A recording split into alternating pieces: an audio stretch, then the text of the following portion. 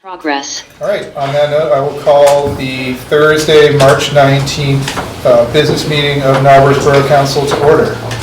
Mr. Spear, will you lead us in the Pledge of Allegiance? Allegiance to the flag of the United States of America, to the republic which stands, one nation, under God, indivisible, with liberty and justice for all.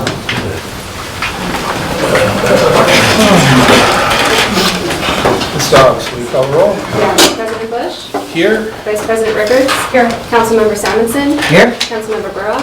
Here. Councilmember Spear? Here. Councilmember Badini? Here. Councilmember Stratton? Here. And Mayor Dana Edwards? Here. All right, I'll just make some brief comments about the agenda. So it's good to see everybody here. Just to be clear, on the agenda tonight, we have a discussion about two potential stormwater bump outs that have been recommended by staff for this year. And we do not have any zoning related matters on tonight's agenda. However, during public comment, you're of course able to comment on any topic that you'd like. It doesn't have to be on the agenda. And can we see about getting some more? There's chairs in the hallway. Okay, I think we'll get the chairs in the hallway. And beyond that, okay, thank you, I appreciate it. I want to make room for everybody who wants to attend.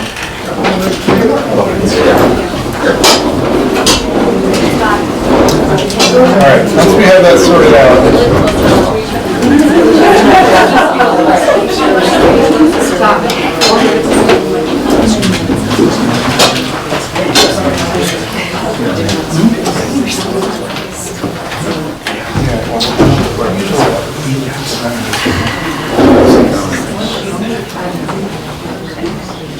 Okay, folks, if you could.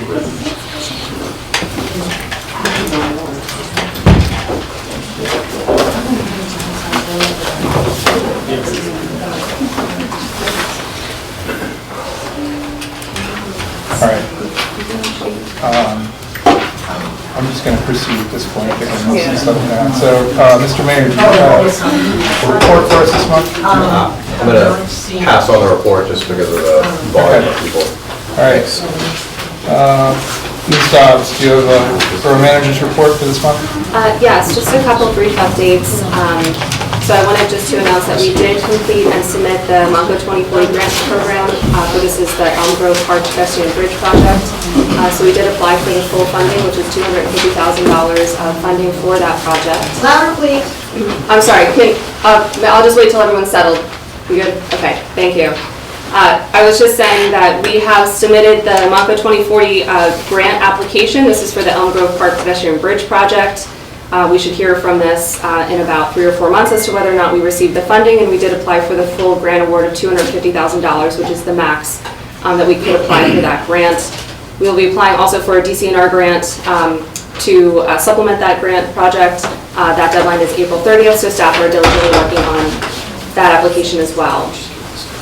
I wanted to mention that we were working in coordination with Lower Merion Township regarding the road closure on Penn Road. We are grateful that it is open.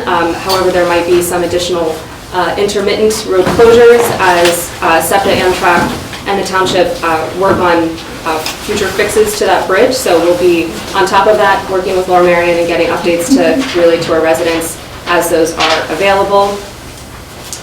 Otherwise, we've just been really busy kind of catching up on all sorts of various things, bridge updates, staff updates. We met with the Business Association for a yearly meeting with them to discuss things going on in with the business community and talking about some of our initiatives and policies that we've discussed at previous meetings, things that we're going to be looking at. And then we had our open house on February 26th.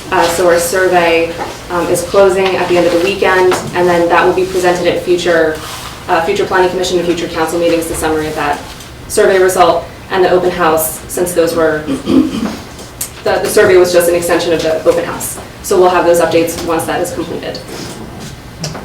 Okay. Thank you. All right, our next item will be public comment. So as a reminder, public comments are limited to 3 minutes, and because there's so many people here, I will be enforcing that. Just begin by giving your name and your address, and then you can begin your public comment. So I'm just going to start in the front of the room, so if you wish to make a public comment, go ahead. Joe Addis, 14 Norwin Lane, Norwood, PA. I'm against the density that's going to be judged in the future and voted on when it will happen. I think it's counterproductive. We've worked all this time to get green space. I just think it's not going to work. And 7/10 of a car, what is that? I don't get it. That's what the Planning Commission says. 7/10 of a car. A car is a car.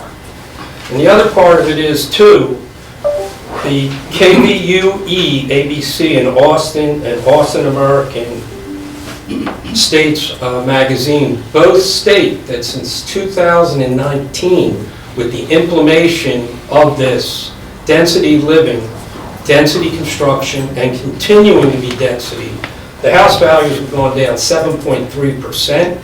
The only ones that have bended out is the tax incentives to the developers.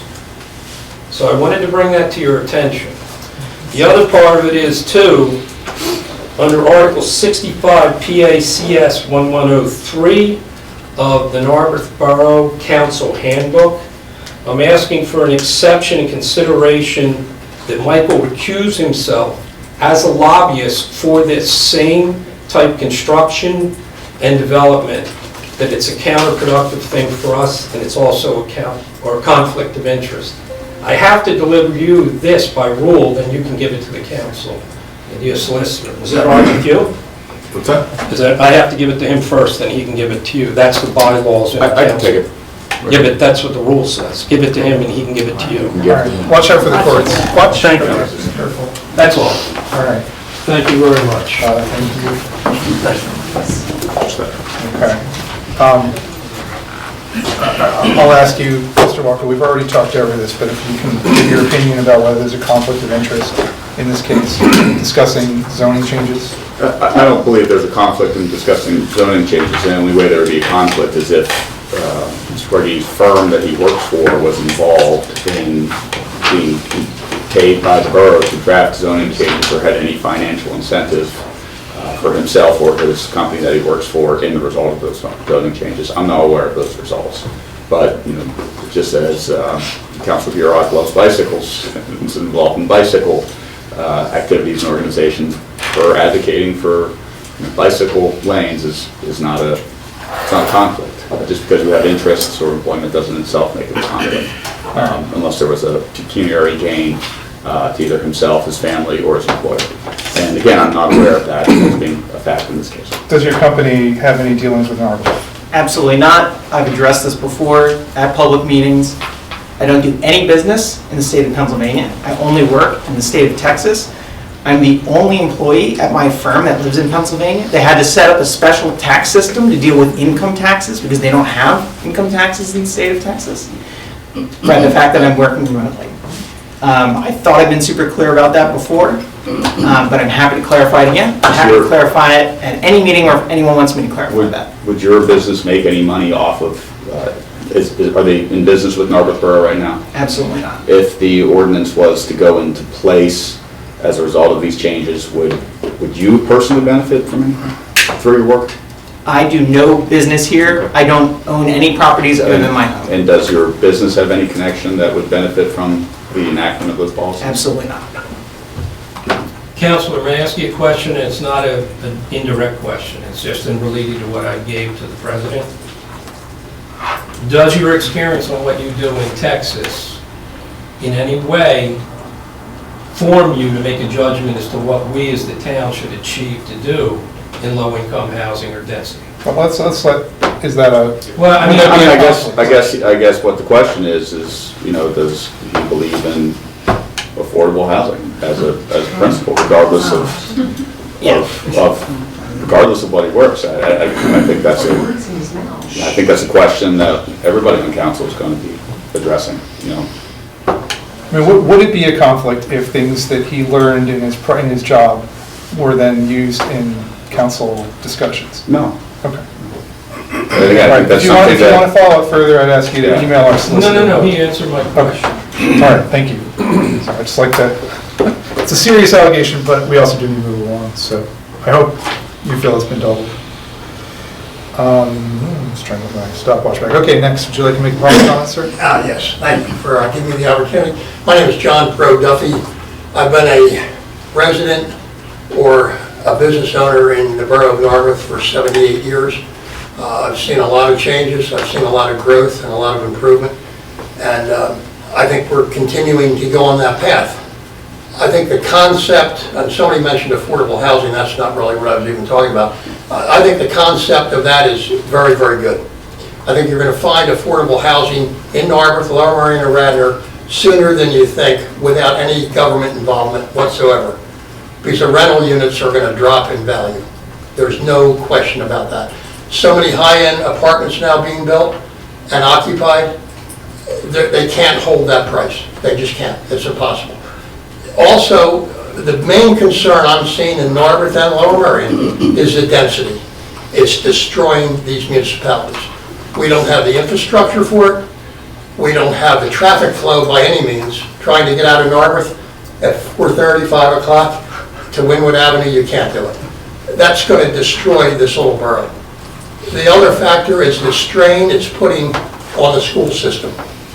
If you go fee simple, condos, townhouses versus rentals, the condos are paying, the fee simple are paying their fair share of taxes per square foot. The rental units are not. They never have and they never will. That's a county problem.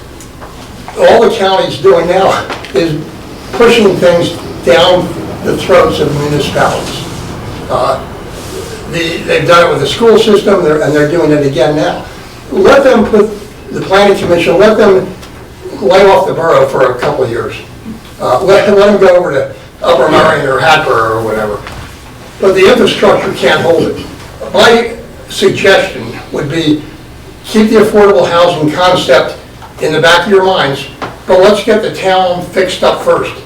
Let's get the bridge completed. I know you're all working on it, but 8, 9, 10 years for a bridge is just ridiculous.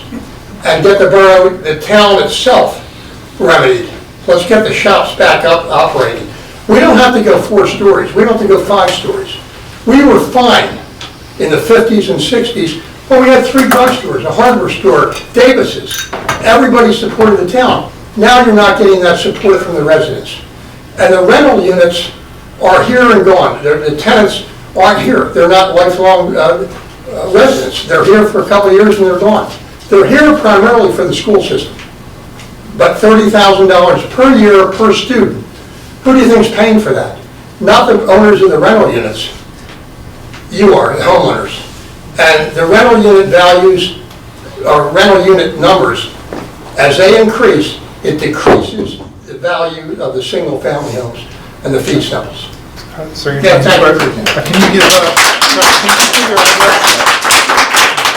he doesn't have to give a specific. Oh, doesn't give a specific address? All right, thanks. What's that? Nothing. I think we're clear. My references? Residents. Okay, no comment? Anybody You're else? a in the Narberth front row? resident, correct, sir? No. You don't live in Narberth? No, I'm 241, 243. I'm the owner of Duffy Real Estate. You own Okay. real estate? Yeah, he owns real estate in Narberth, so that's fine. Anybody else wish to, in the front row? Okay, go ahead, sir. Say something. And it's affordable. But There's a decrepit, Can you give your name and your address? my name's David Monroe, we live at 413 Grove Place. And the house right next door, was it 415, I think it is? Next door is a decrepit, falling apart piece of garbage. It's been abandoned for the last 20 years. It's not 20. Well, whatever, 15. But we approached the borough probably, I'd say almost a year ago about it. They came down, they took pictures. It's growing into our yard. It's a mess, it's falling apart, and nothing's been done about it at all. I mean, I don't know what's going on there, but I think, you know, it's just an absolute mess, and somebody needs to do something about this place because we're dealing with all of the overgrowth. It's coming onto our property. It's also a twin, so the people who just bought the twin on the other side are dealing with it as well. And I know they've spoken to the borough as well. And they're not happy. And they're not happy because I know the animals that are going in the upper attic window don't realize they need to stay on one side of the twin. So the other people that live there are very unhappy as well. So we would love something. 415. All right, 415 I think our manager has a response here. Just to give you an update, so I was working with our code enforcement officer on this. We were able to locate the owner of that property, and we are actively working with them on correcting all of those code violations that you've mentioned. And where is she? She's in Florida. Florida, Yes. yeah. You want her number? I just wonder if she's still alive, because The daughter's on it. Yeah, so the Yeah, owner is I figured as still, well. the owner is still alive, the daughter is helping out, we are in active communication with her, so we do hear your concerns, we were aware of those as well, so we are taking active measures to remedy that violation that you've mentioned. all right, Thanks. thank you. All right, thanks. Sorry, go ahead. I have a petition passed out that was done in the borough. Can we share that? Do we share that with you? Yeah, Mom, this is not a public comment this time, but you can, once you start talking, you can. Okay. Well, it's in relevance to my comments. So I'm Shayla Smedley. I live on the corner of Woodside and Maple. The petition was started because I was ordered by the borough to take down a ginkgo tree on that corner. Told that it was damaging the storm drain. When I sent an email out to my neighbors to just let them know that this was happening, and they were really upset about it. So a petition was started. There are 52 signatures on this petition that basically state, and actually I'm going to read what they signed. We, the undersigned residents of Narberth Borough, request that the borough leadership preserve the historic ginkgo tree on the corner of Maple Ave and Woodside. Mature trees are irreplaceable community assets that provide shade, improve air quality, support our local wildlife, and define the visual identity of our Narberth streets. We also ask leadership to reevaluate alternative stormwater solutions that do not reduce limited street parking on the south side of Narberth. As residents, we care about preserving the historic charm of our community and do not want it turned into a high-density neighborhood with reduced parking. So I have since found out that that corner, the tree is coming down to put one of those ugly bump outs. And they're all really upset about it. So there's 52 votes that are being asked to be considered. They want to preserve the tree. They don't want us to sacrifice our parking that's already limited. We do not want higher density building to come in, so however that affects current zones or future voting on zones, you have 52 residents that were not able to come tonight to the meeting, but they want their voices recorded. I care about Narberth. I have raised my kids here, and I was a Girl Scout leader for 7 years. And as I sat and I talked to some of my Girl Scouts that are now the voting age, they're all really upset at seeing how the neighborhood of their childhood has been going downhill. You know, shops are closing, now this beautiful tree is being taken down. For what? So I think that, you know, my kids are here tonight. I think that you have a responsibility to address this. On our borough website, it says that Narberth Borough values an inclusive, sustainable, diverse, and engaged community and desires to preserve and enhance its historic neighborhoods, vibrant downtown, and recreational spaces. This petition shows you that your residents care. Again, they're not all able to be here tonight, but that's 52 signatures from just South Narberth that I got in 3 days. And they want to be heard. They don't want that tree to come down. I have it scheduled tomorrow to be trimmed. I would like for you guys to come out and reevaluate that area. If you're still gonna push forward and ignore all these 52 votes, you know, that don't want the tree to come down, I would ask each of you, who would be willing to put one of the bump outs in front of your home to preserve this historic tree? Your time has expired. I do I didn't want to interrupt you, but we are not planning to build a stormwater bump out in that site. That is not the reason. It is on, For the tree. it's So- on the list I right understand- now, excuse and me, it's site excuse number me. Your 27. time has expired.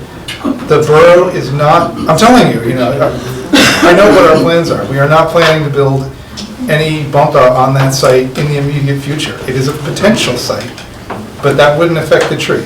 Our Director of Public Works is here and can tell you the reason why that tree has been flagged by the borough. So Jeff, if you don't mind? Yeah, sure. So we first saw that section of roadway there beginning to kind of peel up from the tree roots themselves. So that led us to investigate the storm inlet on the corner.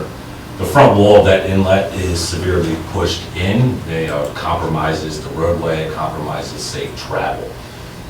So ultimately, there's no safe way to dig up the roadway, trim roots, rebuild the inlet without this happening again in a few years.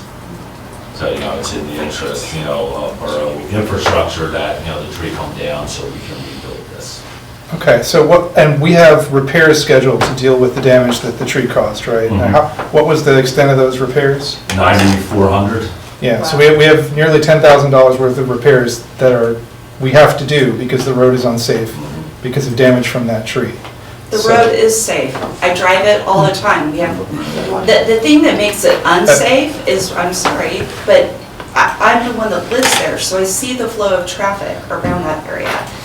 It's not an unsafe corner. What would make it unsafe is if, and you're saying to me on record, that there will not be a bump out put on that corner, I'm correct? saying that we do not currently have plans to put a bump out. What we have on the table today is 2 bump outs on the north side. I understand that I'm that's sorry, for the if your future. time has expired, I But there's can't go also back and 30 forth with bump outs everybody. planned, so maybe not tomorrow. We'll be happy to talk about the bump outs when that becomes an agenda item. We are not planning to build all of the bump outs that are on that site. The reason that list exists is because we asked our engineering firm to provide us with a list of places where they thought it would make sense to put bump outs. So they came up with a list of places in the borough based on the flow of water, where they thought it would be a good engineering idea to put bump outs. We further had our staff look at it and make another set of recommendations based on that, based on, our staff who spends much more time here than our engineers.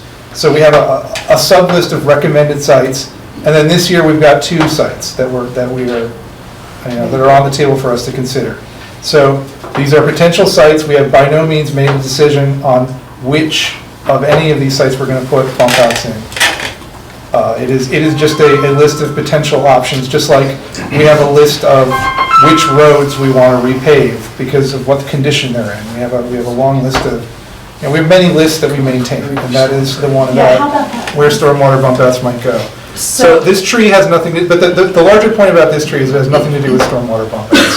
How about ever cleaning out the storm drains? Because I've walked by one storm drain at South Narberth and Woodside, I know it's not my turn to talk, that has never been cleaned in 24 years. It's a lake, that I've whenever- lived there. And it is a lake. I would I've cleaned it encourage you. every 12 years that I've lived here, and I've Okay. called into the borough Before we and put said, fire. hey, somebody's supposed to come out and clean this drain. As one of your residents, I clean it out. I do the job at the borough.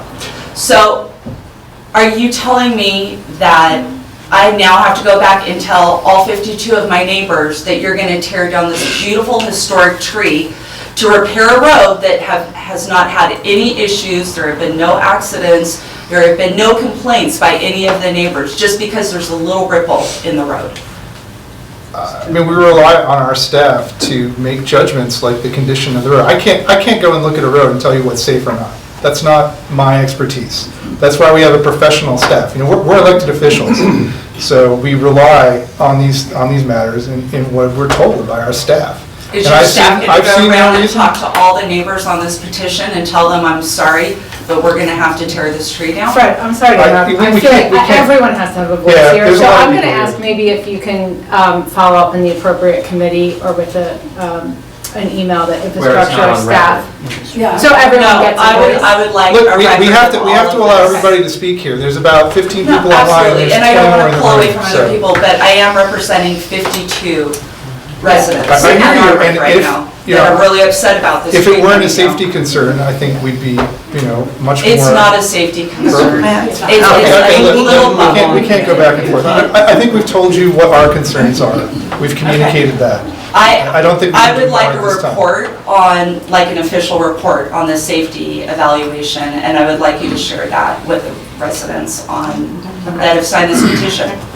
Yeah, we can have Jeff prepare. We can prepare a more standard statement that we can issue. I don't know that we can email, I don't know that we can mail everybody. Yeah, We can give you something. Could be a- What is your name and your address? It's Shayla Smedley. Okay. My email is my first and last name. Okay. And maybe you can follow up and email us, so we have that email. All right. Like I said, sorry, there's just a lot of people here, so I'd like to Yeah. keep moving through the room. So let's move to the second row. Does anybody in the second row wish to make a comment? Okay, go ahead. Stand up and give your name and address. Hi, Terry Schwartz, 6 Norwood Lane, Norwood, PA. So two things. One, the potential culverts that were identified for the future. One is Norwood Lane. I know engineers determine things, but like they don't live on the street. We have limited parking, people cut through all the time during storms. You have to move your cars.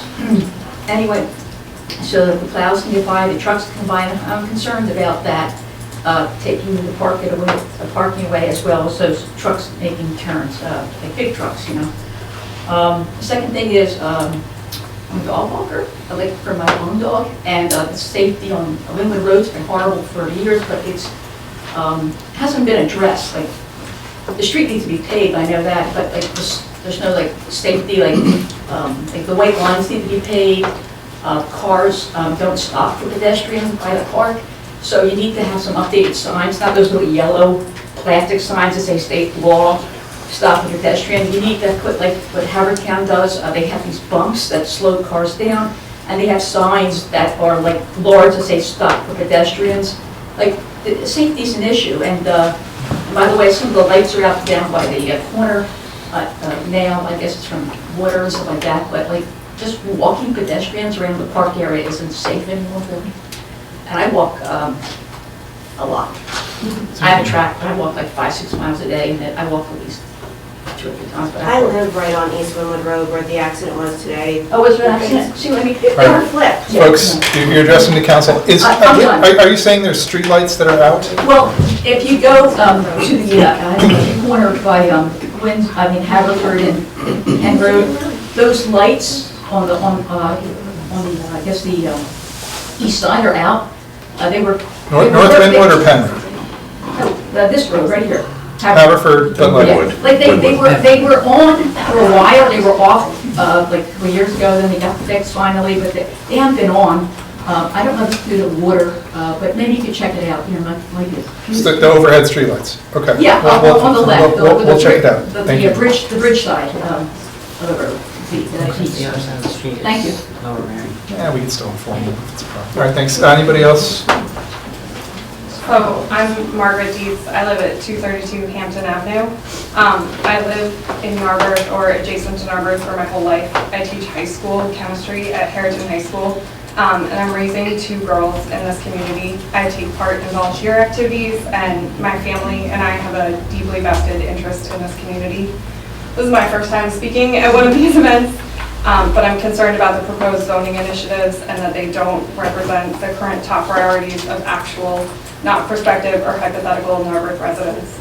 My hope was that the council was working in our best interest, and my concern is that the council doesn't even see or hear from a lot of working parents. Many comments seem to come from a vocal subsegment of young people hoping to move to Narberth and semi-retired or retired residents who have the time to be here.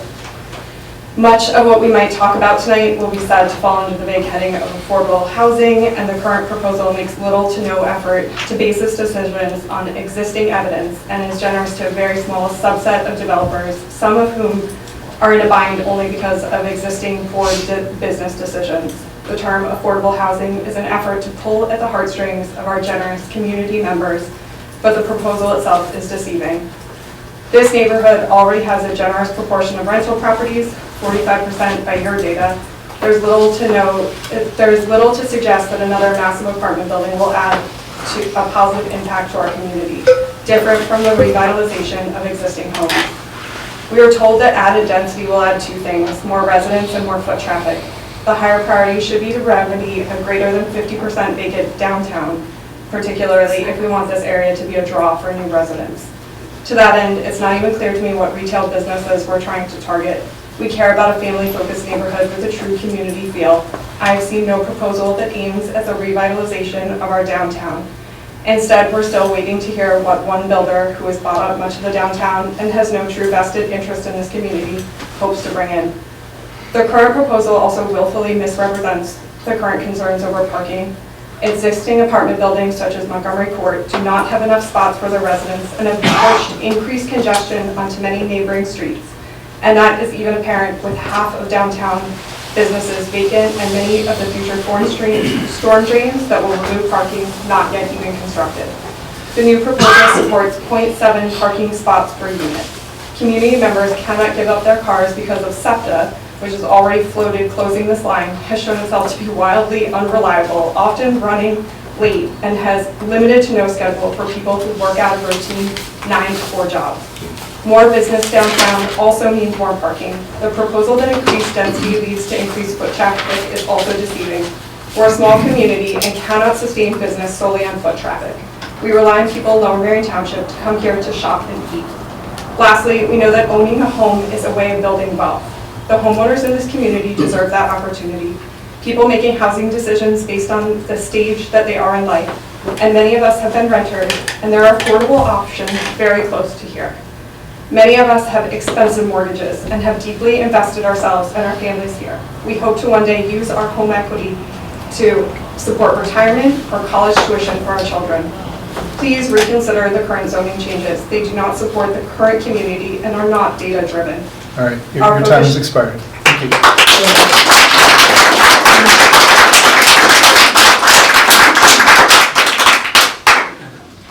Anybody else in the second round? I just want to foot stomp on one piece. Hi, Leah Blaine, 2 Seward Ave, first meeting. Really stoked to be here. Thank you guys for everything you do.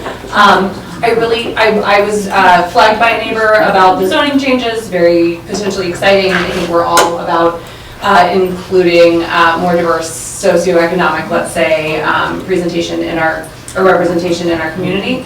I heard some conflicting things as I was looking through the supporting materials. Certainly, more affordable housing being a key goal, which is a little bit of a dubious term, but noble. The other piece, though, was about supporting local businesses, and I really just wanted to put stuff on the parking issue per se.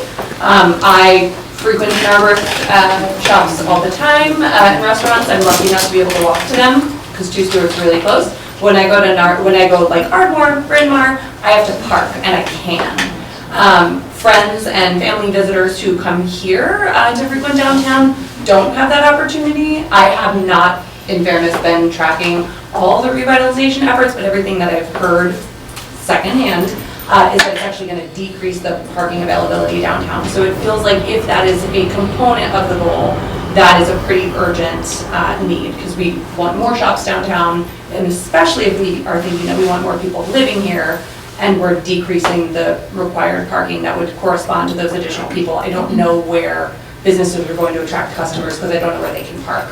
And SEPTA is essentially non-functional, so they're not taking the train. So just really want to flag that as a pretty salient concern for our businesses and our residents here. All right, thank you. Jerry, okay, right on the end. Okay, great. Hi, I'm Megan Hill. I live at 232 North Narberth. I bought my house from Judy. My parents worked here their whole lives, and I grew up around here, raising my kids here. This town means a lot to me. And I wanted to just sort of piggyback on what you were saying about parking and population. And I did research, and it seems that when the population goes up, obviously parking becomes much more of a problem. And if our goal is to support small town businesses, which I think we all really want to do here, then we need to prioritize greater availability and convenient access to parking and encourage a diverse destination-style retail mix in the downtown over pushing increased identity apartment development into the commercial core without protections. So evidence from recent studies and practitioner guidance shows a very clear pattern. Customers of small independent shops and restaurants make frequent short trips that are highly sensitive to the time and convenience cost of finding parking. When curb and nearby lots parking space is scarce, metered or highly restricted, and I know we have meters and I know we need to do that, so. But small retailers and food businesses report fewer visits and lower sales overall. Prioritizing turnover supports customer access and our beloved Narberth shops. Also, I want to pitch, can we create a system that penalizes sitting on vacant commercial lots in our shopping areas? Can we have some sort of a deterrent and let developers know zoning isn't going to change? This is the zoning, this is what you're buying into, buy the shop, clean it up, fix it up. Right. So fill the empty storefronts, and that, I believe, truly will support our businesses. It'll help with taxes too. So, the other thing about the whole increasing population and making more foot traffic, something we have to really consider is that 16.4% of total retail sales in 2025 were made online, up from 16.1% in 2024. So I do have a fear that more households will bring more Amazon trucks and more, like more of the Grubhub, like whatever the people are ordering, and not necessarily more foot traffic. Right, and there's enough of it already. Yes. Trying to get through when you're going on. Yes, so I just think we should really be very complete in our research and weigh our own traffic and safety concerns. I know our schools are also pretty crowded. I'm an Ellen grad, go Aces. But I just want to be really mindful of that. I think that we have something really special here, and any zoning amendment should be judged against whether this really preserves the beauty and character and quality of life that is this place that I love. All right. Not simply whether it increases unit counts and possibly more taxpayers. I think we have to find All right, your another time has solution. expired on that. May I step out and get 4 chairs? Yeah, go ahead. I was going to say that we cannot actually pass any taxes or anything that only hits vacant properties. Philadelphia tried that a few years back and they were shut down by the state Supreme Court. So that is not a tool that we have. But, I'm just going to go around to the behind you. So if you want to, you two wish to make a comment. All right, John.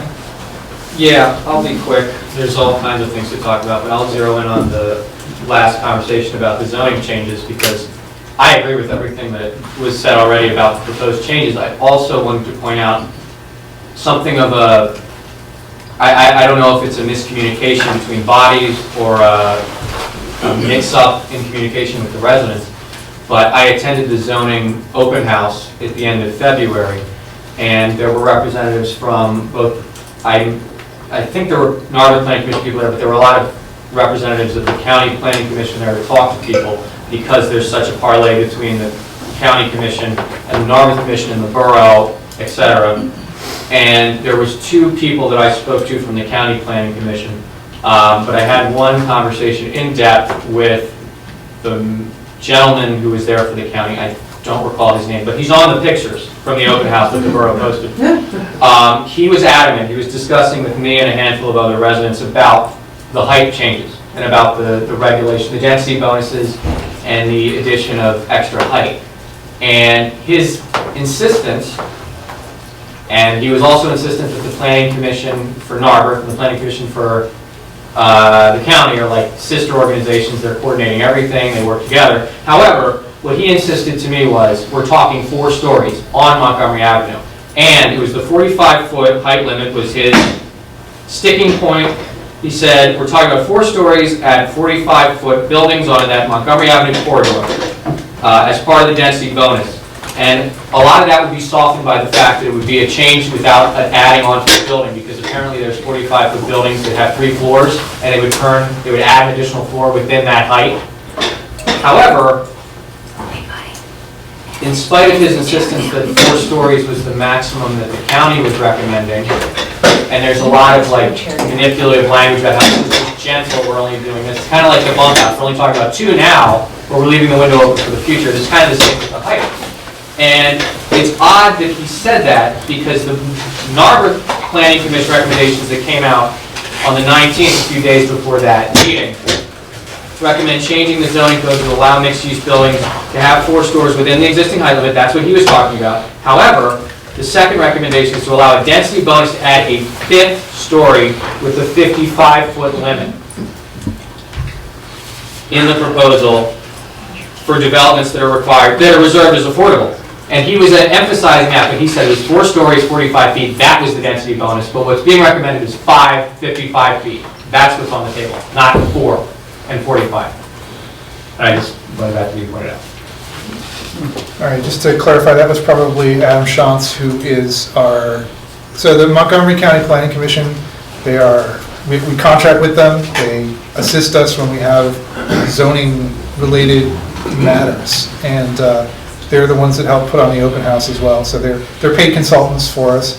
Every municipality needs some sort of paid zoning consultant to analyze legislation and to, because our planning commissioners are not professionals. They do not necessarily know what is permitted under Pennsylvania law.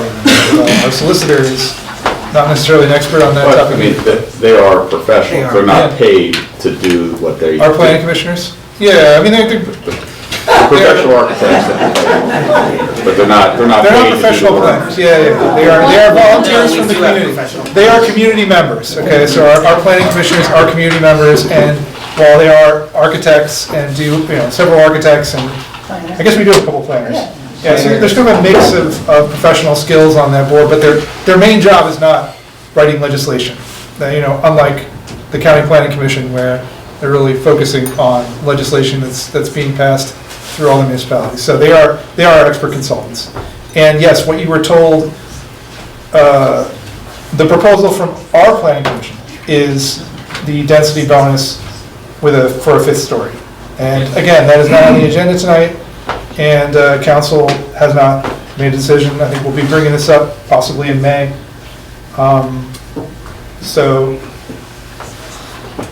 Just to answer that. All right, let's move on. Hi, I'm Connie Micah, 122 Woodside Avenue in Narberth. So like many of you, I wrote to Borough Council, I sent an email, and I said that my husband and I have lived in Narberth for 30 years. We were both Philly row house people, but when we visited Narberth, we fell in love, and we wanted to raise our daughter and have some open space. Guess what? It wasn't affordable 30 years ago either, okay? But we worked 2 jobs each to save money so that we could buy the worst house on the best street, and we fixed it up little by little. And that's how people who want the dream do it. Please do not let Borough Council ruin this town. This was Fred's reply. Do you know that your house at 122 Woodside could not be built under our current code? The code currently requires a larger lot to build a twin. That sort of restriction is one of the things the council would like to change so more people get the opportunity you did. And I thought, I guess he didn't read the part that said we had to work 2 jobs apiece to afford the house. So it seems that we just worked harder to get what we wanted. I believe that it's Borough Council's role to serve the taxpayers within the borough. Their role is not to impose their personal agendas or religious and other convictions upon us. After finishing our taxes, I calculated that our charitable contributions amounted to approximately 12% of our total income. So we are not hoarding money. We are not cheap people. But the charities cover diverse areas, including our charities, animal welfare, children's causes, natural disasters, recovery, and support for those affected by war. Essentially, this refers to those who can't help themselves. A potential approach for council members interested in aiding folks to move to Narberth is to launch their own nonprofit using self-sourced charitable funds to assist individuals with down payment assistance. Leave it as it is, and anybody that wants to help people move in, create a fund. Thank you.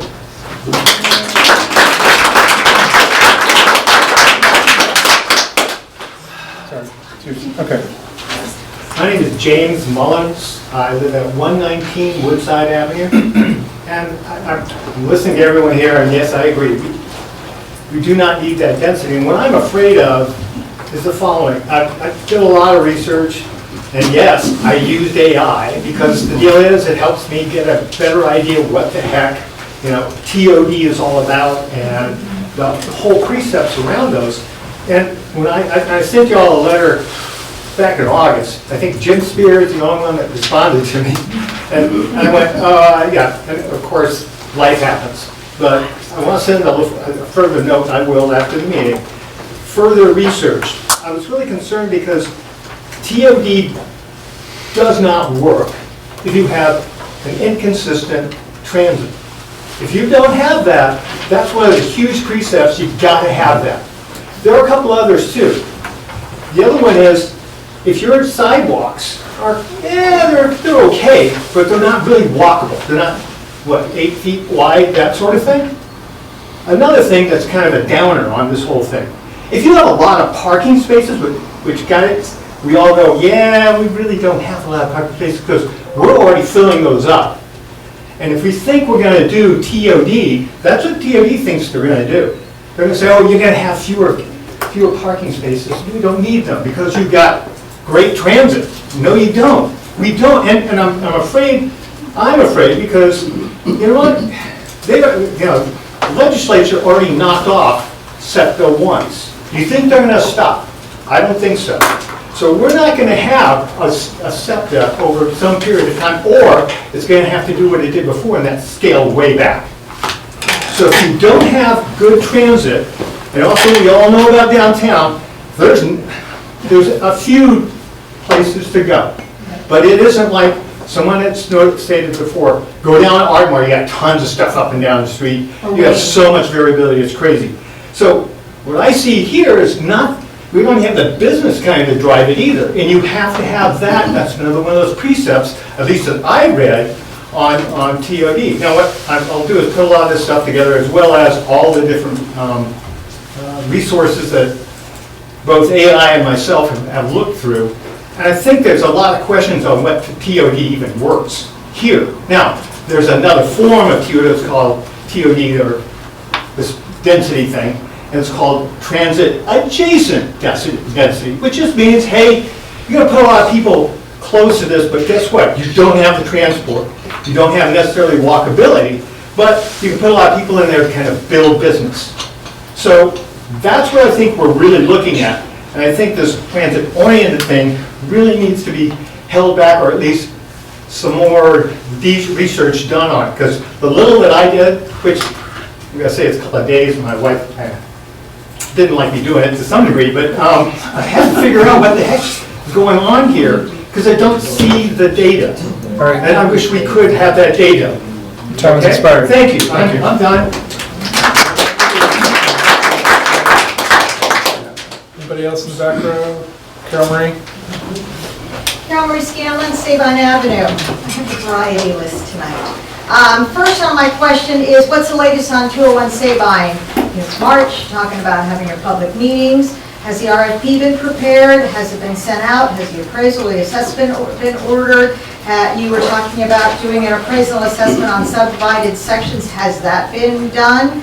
Has anybody in this room been talking with developers about 201? Has your property manager been discussing with developers about 201?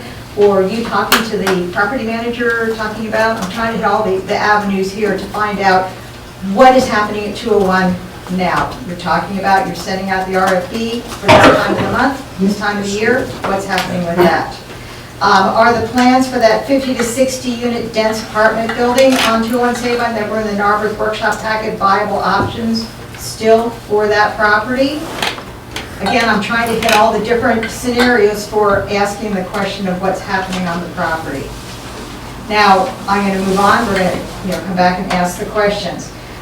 We're talking about, it seemed to be a nice theme tonight about low-income housing or affordable housing, rentals. There are so many apartments in this town that fall under people can afford. And Fred, you've been trying to gaslight my apartment building way on 513 Conway Avenue, and we have 6 units and they rent for about $1,300 a month, as does everything in the other area. Fred, you told me that, oh, you couldn't build that under this zoning. Well, yeah, you're right, because that was built in 1940. So it's part of the fabric of this town. It seems as if the council and planning commission and Montgomery County is trying to manufacture a crisis that really is not there.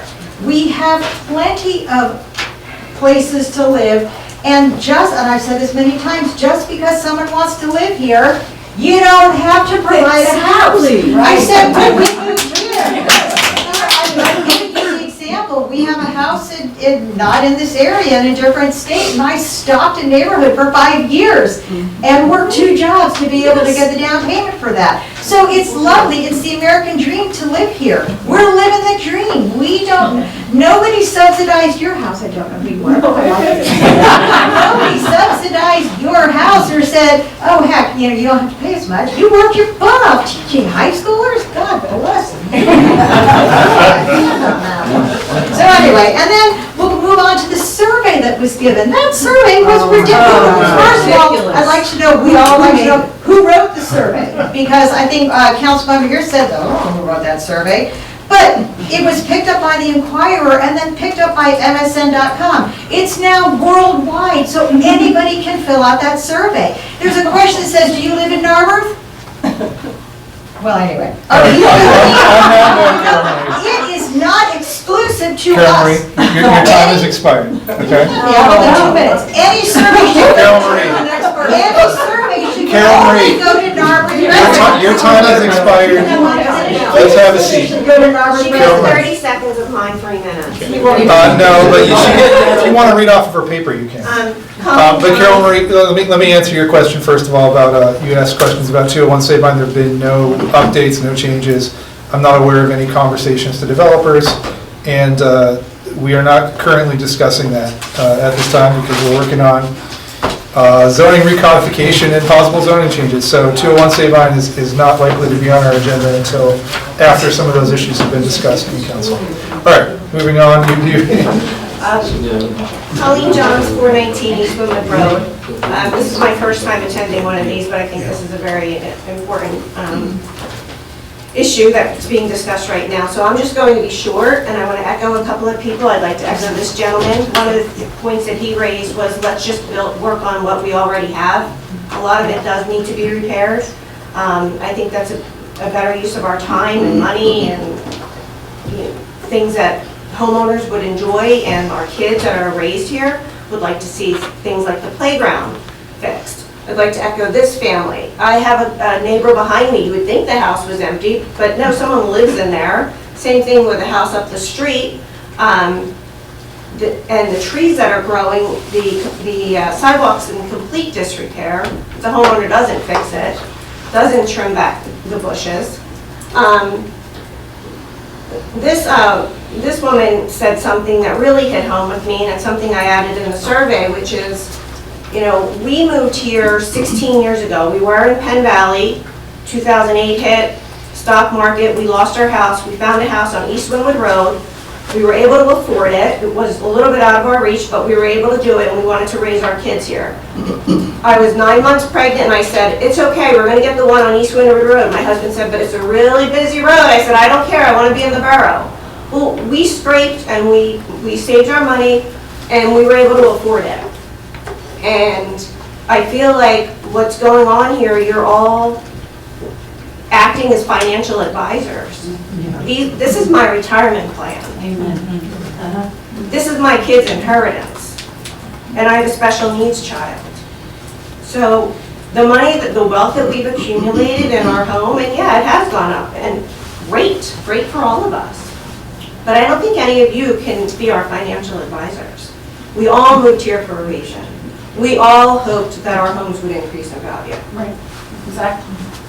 I'm reserving 30 seconds for this one. You can't do that, but if you want to read from her list, you can read from her list, but you can't give her time. What's the question? The question is this one.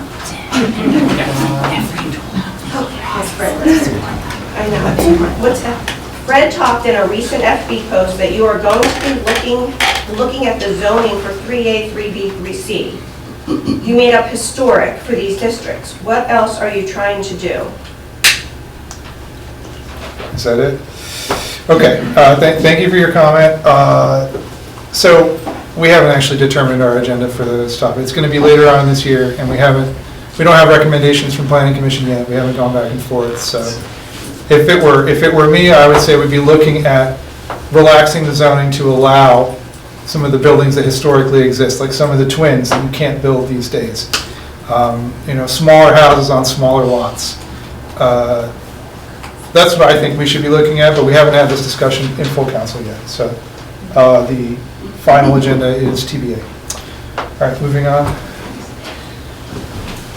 Good evening, council members. My name is Judy Giuliani. I'm a resident at 227 Woodbine Avenue in Narberth. Over the past 100 years, there have been 32 Giulianis who have called this town home. And today I am the last one. That history is why it's so important to me to stand up here tonight and speak up. I strongly oppose the proposal to allow 5-story buildings in our town surrounding the business district. Narberth is special because of its human scale, its walkable streets, its sense of openness, and the character that has drawn generations of families, including mine, to live here. 5-story buildings would fundamentally change the character. This is not a small adjustment. It's a dramatic shift in the identity of our community, one that cannot be undone. Right. I am also deeply concerned about the proposed parking requirement of 0.7 spaces per unit.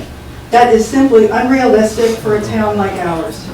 Reducing parking to that level will inevitably push more cars onto already limited street parking, creating daily frustration for residents and added congestion in our neighborhoods. I know I live on Woodbine. It's congested. In my opinion, if anything, parking requirements should be increased to at least 1.5 spaces per unit to reflect the realities of how people live and commute here. I urge the council to reconsider both the scale of these buildings and the insufficient parking standards that are being proposed. Growth should be thoughtful and appropriate to our town, not something that overwhelms our infrastructure and erodes the quality of life for residents who call Narberth home. For me, this is not just about the buildings. It's about preserving the kind of town that families like mine have been proud to call home for generations. I thank all of you for your service to Narberth, and I thank you for considering my opposition.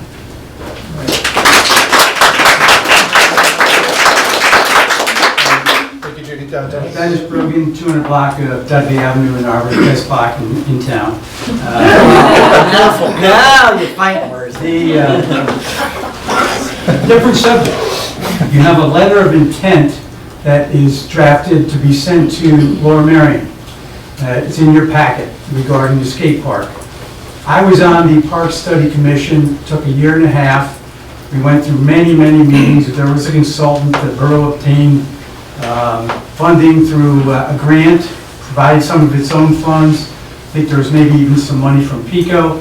A lot of discussion, a lot of different issues. We have a park, Narberth Park, which is so used, it's unbelievable. There's more use than any park in the area, I would say. And they came up with a plan that doesn't give everybody everything, but it does provide for, at least in terms of this letter of intent, a skate park, which indicated it would be less than 10,000 square feet. And that was a lot of discussion. If you have the consultants indicated that if you had a regional skate park, something bigger, it really attracts a lot of other folks. It's more like 18,000 square feet. And if you want like a neighborhood kind of skate park, it's more like 8,000 to 10,000 square feet. So we had a lot of discussion and a lot of back and forth, and the ultimate compromise was, and it was approved, and I believe Borough approved the park study plan, and that would be for a park, a skate park of less than 10,000 square feet. Laura Marion was very involved during all of those discussions. Meetings with the consultants, actually met with Laura Marion, even though they don't live in this town. And the Lower Merion Skate Park people, very adamant, very aggressive, and Lower Merion itself, in trying to get Narberth to agree to create a space for a regional large skate park. It was rejected, and we came up with this compromise of less than 10,000 square feet. Lower Merion's offered money then, nothing different. They were talking maybe $1 million, but you know, the ultimate conclusion is we want Narberth to be Narberth. We didn't want it to be what some bigger municipality is telling us it should have to be. And so I look at that letter of intent, and the letter of intent says the borough agrees to commit the borough's property located at the current skate park location to then offer to Lower Merion to come up with some funding. Well, the skate park as it is now, taking over all of the 3 tennis courts, is at least 16,000 square feet. So it's much bigger than what was approved by this lengthy study and adopted by the borough, and it sends the wrong message. Lower Merion, they want it big, and they want to dump it on Narberth. Yeah. And the interesting thing is, they say they have to do it that way because they can't find a place in Lower Merion for a skate park. There are 45 parks in Lower Merion, 705 acres of parkland. Walk down to General Wayne, walk over to South Ardmore, and you can see plenty of places where something much bigger than our 3 tennis courts could be easily accommodated. So there must be a reason why Lower Merion doesn't want to do it. You could go by Belmont, and Belmont had signs that said no skate park here. So Your time has expired, Dennis. I understand that. The bottom line is that we have to have a letter to Lower Merion that is consistent with what was approved in the park study. All right, have a seat, and when we get to that agenda item, we'll keep that in mind. Maybe I can just read it, because we talked about this. You want to respond quickly? Yeah, just very quickly. We talked about this in infrastructure. We are not committing to their size. I now understand the ambiguity that's in that letter of intent. We are committed to what we said. That's a matter of negotiation between us and them. So we are not committing to the current footprint at all. Just to be clear. So I share your concern about the size that Lower Merion wants, and I'm aware of that history you said of infrastructure, and we will be, that's part of the negotiation. If we don't come to an agreement. They already rejected it. You're a lawyer and I'm a lawyer. We know that when... Right, that's why it's only a letter of intent, Dennis, right? We're not committing to anything. I sent a letter of intent that opens the door to something that's already been addressed. All right, It makes no sense. We're not going to go back. We'll be going back and forth with Lower Merion over it, I'm sure, because, you know, it's our skate park, so we're going to set the rules for how this is going to be. It's not Lower Merion that's going to be telling us what needs to go. It's going to be a negotiation, and ultimately it's Narberth's park, so we're not going to agree to anything that our community is not going to support. I have a park study, if you're not going to follow what you approved. It says to the people in the park study committee, your time is a waste. Dennis, we don't feel that that letter opposes the ideas that are in the park. You know, the master parks plan suggests a skate park where the current skate park is, which is what we are trying to communicate in that letter to Lower Merion. We're saying, look, we're planning for a skate park in the space that our current skate park is.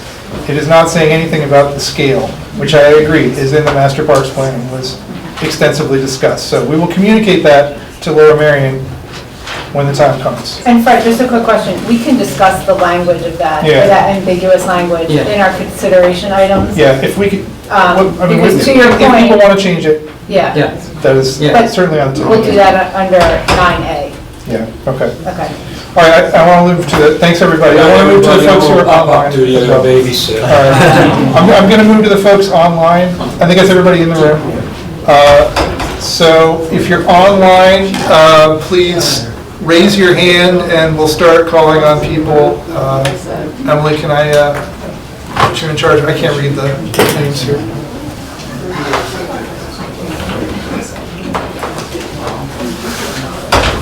So it looks like Mark, Lizzie is our first person. Okay.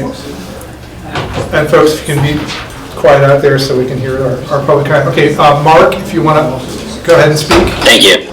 Thank you. Good evening, members of the council and neighbors. My name is Mark Lisi, and I live at 315 Wynn Lane, 19072. Okay, go, I'm sorry. Is he a resident? Are you? Yeah, are you a resident? I'm in Lower Marion. You live in Lower Marion? Lower Marion. Yes. Apologies for joining over Zoom, but thank you for giving me the opportunity to speak while my 2 children under 5 are asleep upstairs. I'm here tonight to speak on a matter of public trust and accountability. On February 24th, I experienced an incident where a borough parking enforcement officer issued specific verbal threats of retaliatory enforcement against me, stating he would, quote, be looking out for my vehicle, couldn't wait to issue me a ticket, and that I'd better not be parked 1 minute over the limit. Because I take the misuse of official authority seriously, I reported this directly and in person to the chief of police on that same morning. However, I was notified today of a not sustained finding due to, quote, insufficient evidence. As a taxpayer and resident, has shared post office with Narberth, I find this outcome deeply troubling. A not sustained finding for a complaint that was brought face to face to the chief suggests a system that is either unable or unwilling to hold employees accountable for intimidating the public. Even more concerning is that when I expressed my disappointment in this outcome today, the chief's response, received just over an hour ago, was to provide me with the contact information for the Montgomery County District Attorney's Office. This suggests that the borough's position is, if you want accountability, you won't find it here. Public servants are not above the law. They are bound by a social contract to act with professional neutrality and basic human decency. When a borough employee uses their power to threaten a parent at a daycare drop-off, they are violating that contract and the ethics of their office. I'm here to put this on the official record. I have filed a formal right-to-know request for the investigative files, and I'm actively evaluating all options for external oversight and escalation the chief himself suggested to ensure that this abuse of power does not go unchecked. I trust that this council values transparency and will look into why a first-hand report of misconduct was dismissed so easily. Thank you. Thank you. I'm just going to respond to context that the chief made that comment in response to criminal charges being threatened by Mr. Lisi against the officer. It wasn't initiated as the idea of the chief of police saying you should pursue the DA's office. He said that he wanted to go to the district attorney's office, and the chief said you're welcome to go to the district attorney's office. So that's how that progressed in that manner, just so the record is clear on it. Yeah, and I'm hearing that the chief did conduct an investigation into the conduct of the employees, so. He's welcome to go to the district attorney's office. This is the proper thing. Okay. All right. I see no reason to respond to this at this time. It's an internal police matter, and yeah, let's move on to the next public comment. The next hand I see is labeled as A flood. Okay. Hi, I'm actually Catherine Costa, Angus Flood's wife. We are at 201 Woodside Avenue, and I just have some comments regarding the zoning density and parking changes, proposed changes. I have actually a really basic question about the premise of having the density increase to attract lower income people. I don't understand how the borough can legislate or oversee the prices of rents and the prices of homes for these lower income people. I don't understand how you can legislate it. I don't understand how you could oversee it, even initially and into the future. So that's one basic problem. I'm against the density. I'm against the increase or the decrease in parking requirements. So that's one sort of comment question. The second thing is regarding the parking. I was wondering if there has been any surveys, factual surveys, with regards to how many parking spaces Narberth currently has per household, how much parking is currently required. I do not think that I think it's presumptuous and kind of rude to assume that lower income people will not require a vehicle. And I do not think, I really wonder how many people in this borough are without a vehicle. And again, I don't know how you can oversee or legislate this initially or in the future. It seems like, you know, maybe the initial development, you can say, oh, to the developers, oh, you just have to have 0.7, but what's to stop these people getting a second vehicle? How are you going to oversee it? And in terms of this overseeing in legislation, which is really intrinsic in these proposals, who's going to do it? Are you going to hire people? What is the mechanism of this oversight? And, you know, that's more people employed, and that's more tax dollars. So that's basically the crux of my problems. I think that the borough works as it is. If you want to focus on, I don't know if the real reason for all this is to try and increase your tax base. I just wonder if there's ways to increase or decrease spending, or I just feel like it's kind of the tail wagging the dog.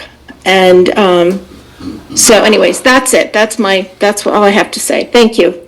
All right, thank you. I'll note that we have a zoning officer whose job it is to determine if a new development fulfills our zoning, and the way that you can enforce any kind of income restriction is, it has to be voluntary on the part of the developer. They have to agree to it, either as part of an incentive on our part. We offer them an extra floor of height in return for a voluntary change. May I just comment? I'm actually an architect. I'm actually an architect. All right, thank you. Then you know the answer. All right, I'm going to move. No, I'm actually an architect, so this can't be done. It might be done initially in terms of sort of trying to entice developers. Excuse me, you've asked a question that you know the answer to. I'm not fond of that. No. Your time has expired. It's a rhetorical question. So all right, your time has expired. We're going to move on. The premise of what you're doing is. Excuse me, your time has expired. We're moving on. I don't care.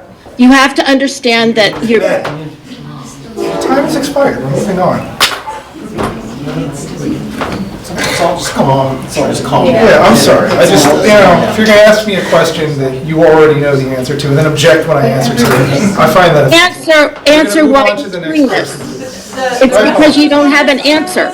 Could we hear how the? I'd like to hear what she has to say. Well, I just want to understand the mechanism of how that's sustained. I mean, so it's very common, and it's something that other municipalities do and in fact, we do it right now related to the green building standards. You file declarations of restricted covenants against properties that then run with the property, that then restrict the properties, for this example, the affordable housing units for whatever it is, that extra density. So they would not be able to go away with that. If they changed it, it would be a violation that then would then be enforced. So through restrictive covenants filed against the properties, if they were to get a bonus and to keep it affordable, that's how it would be done and enforced. And oftentimes there's also then reporting requirements that they would have to check in with the municipality to again demonstrate, perhaps on a yearly basis, that they are still compliant. So that would be the way of enforcing it and the way of verifying to make sure it's done the right way. Yeah, and that's also how they do, like, if you want to make sure your land remains open space, you can put a covenant on it so that even if you sell your property, then whoever buys it can't develop that open space for whatever reason, so. And I think Lower Merion has that in place right now. Yeah, so If these you want sorts to of look at, protections are pretty if you want to look at the codes, I think Lower Merion has that. Okay, let's move on to the next public. I apologize to the caller. It's a little hard. Explanation. I appreciate the explanation from the solicitor. All right. Thank you.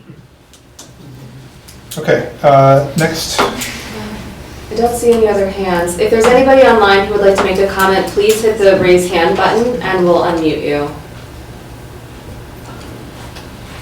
And if we don't see any hands, then we'll move on and close public comment. I don't see anybody else. Okay, I don't see anybody else online. Last chance before I close public comment. All right, public comment is now closed. Thank you, everyone. It's always a challenge to get through these sessions, especially when the air conditioning is not on. So we're going to proceed on to our action items as soon as I get the agenda up. All right, let's move on to the consent agenda. I move to approve the consent agenda items A through A, B, and C. Okay, is there a second? Second. Okay, any discussion of the consent agenda? I'm just going to wait until Cindy returns. Vote on the consent agenda. Cindy said she votes aye. I don't know if Did that she say she counts. votes aye? She turned to me, she said, vote for me while I'm in the back. Okay, let's not do that. On advice from the solicitor, we're not gonna. We will not vote by proxy. For the consent agenda? Well, while we're waiting for Cindy to come back. Let's just vote on the consent agenda. Yeah, let's vote on the consent. All those in favor of the consent agenda? Okay, it is unanimous, it is 6-0. Councilmember Ricketts is not present. Item 9A. Where's the motion? I'm happy to make that motion. You have it up? Yeah. I move to authorize the advertisement of ordinance, oh, I'm sorry. I move to approve the letter of intent for a joint skate park project at Narberth Park. Okay, so second? I'll second that. Okay. So let's explain first, and then we'll jump into whether we're actually going to change this. So Maggie, you want to talk to us about the letter of intent here? Sure. So I received a call from Brandon Ford, he's the Assistant Township Manager in Lower Merion, who stated that there was some interest and momentum on behalf of Lower Merion to pick up the conversation regarding the skate park. This is something that Mr. Brogan, as he mentioned, was in our master parks plan. It's something that we envisioned for the Narberth Park.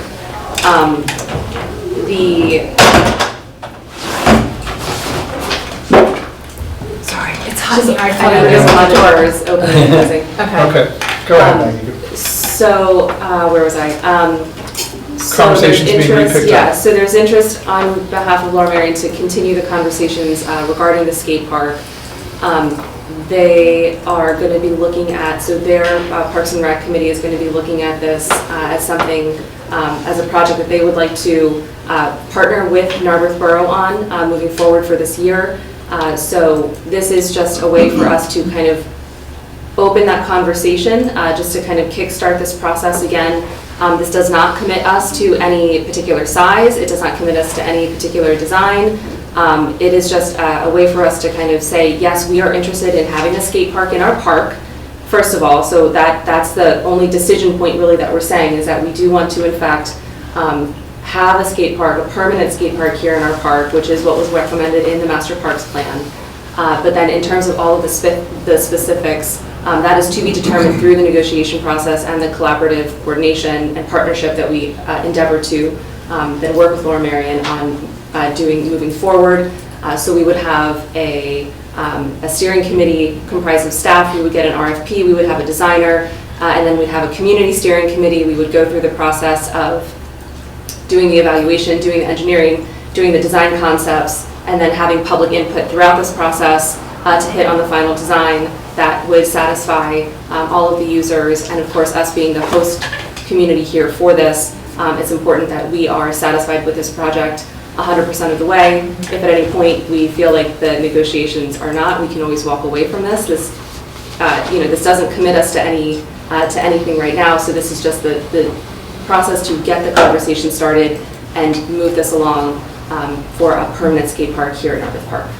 All right, and I just want to apologize to Dennis as well, because I understand your concern, and I actually shared that. I mean, we changed the initial language to try to make it more clear that we weren't committing the entire area, the area and everything surrounding it. So I'd like this to convey that we are interested in a skate park in the area of the current skate park, but not making any statement about the actual size. Well, I actually would, so this came up at leadership when we had the discussion to put this on, and I actually raised the point too, saying why do we not put some language that said not to exceed the 10,000 square foot as reflected in the Narberth Skate Park?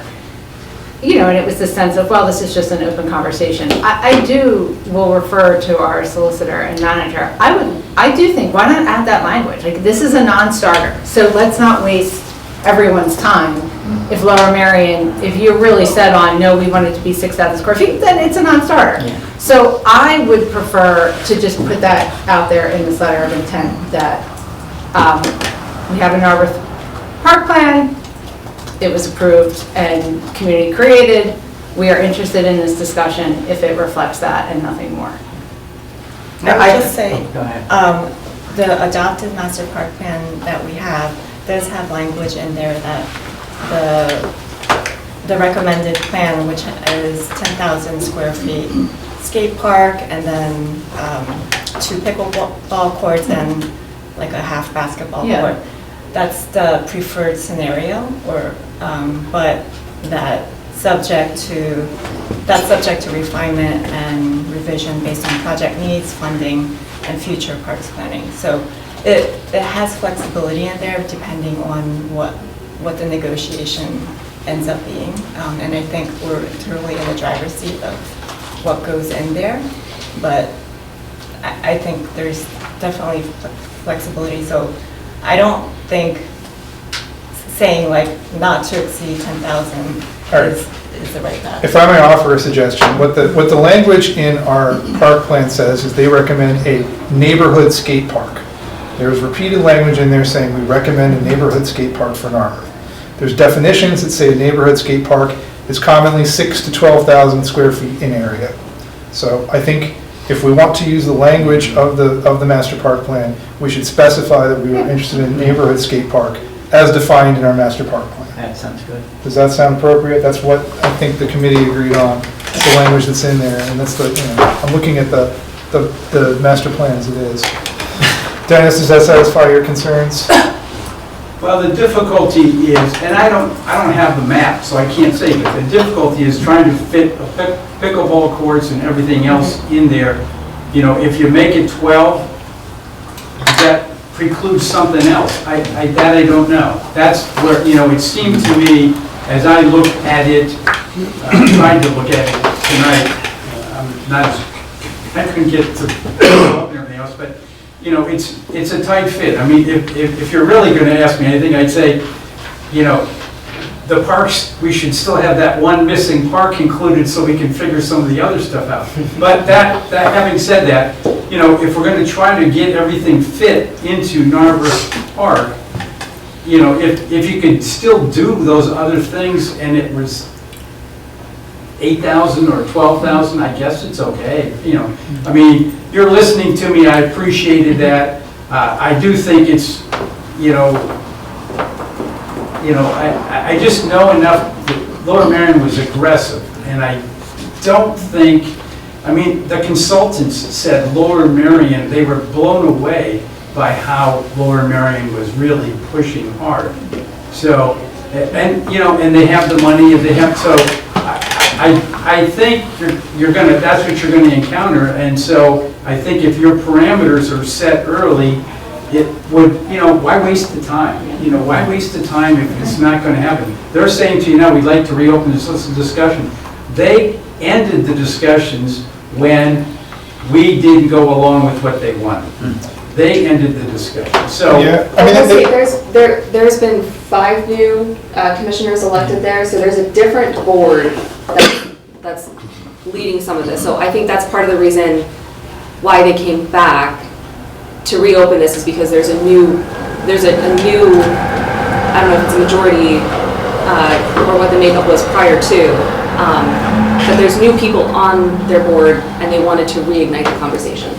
And they also still haven't found a place in their own that they are willing to do. So, we still have a strong negotiating position here in that if they could have found a place in one of their parks they would have done it. So, Your analysis of Lower Merion's inability to find space is right on point. They have the space. They just they don't have they'd rather we do. So it's a good position for us. I do want to.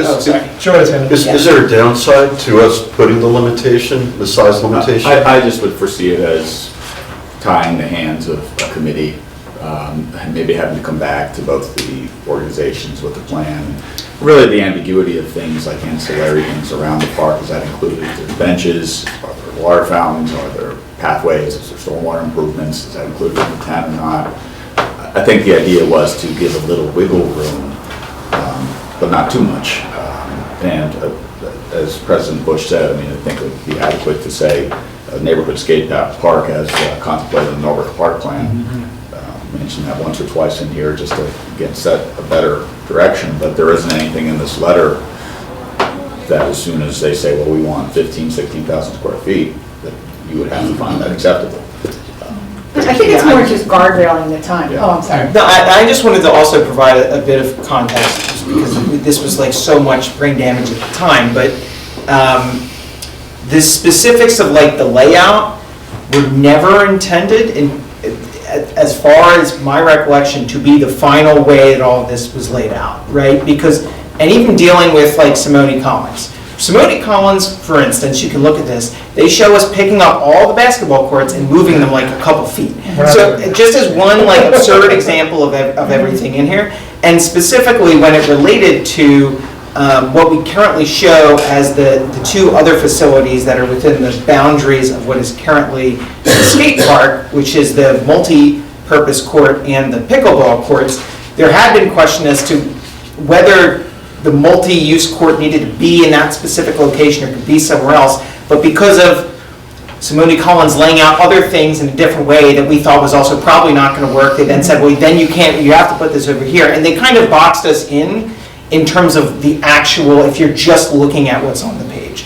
So that's why when it got to council, Jean mentioned this language about flexibility. That's why we, as a body, added that in there to be really clear that this is a flexible document, and what we were doing was approving an overall vision and not saying this space is going to be this exact thing, because it may be that the multi-use court doesn't need to be in the exact configuration of where the multi-use court is. And I think that kind of speaks to what Walco was just saying in terms of like, do we need to like specify the exact boundaries of the thing? I don't think we do, because some of the things that are on here we inherently know are not going to happen. And so we have flexibility with this space, and I think that's the key thing that we want to do, is ensure that we're approaching this flexibly. And just wanted to add that context, because I know we all discussed it ad nauseum at the time, and that's why we ended up kind of in the way that we did in terms of the document, and amending the document to reflect that.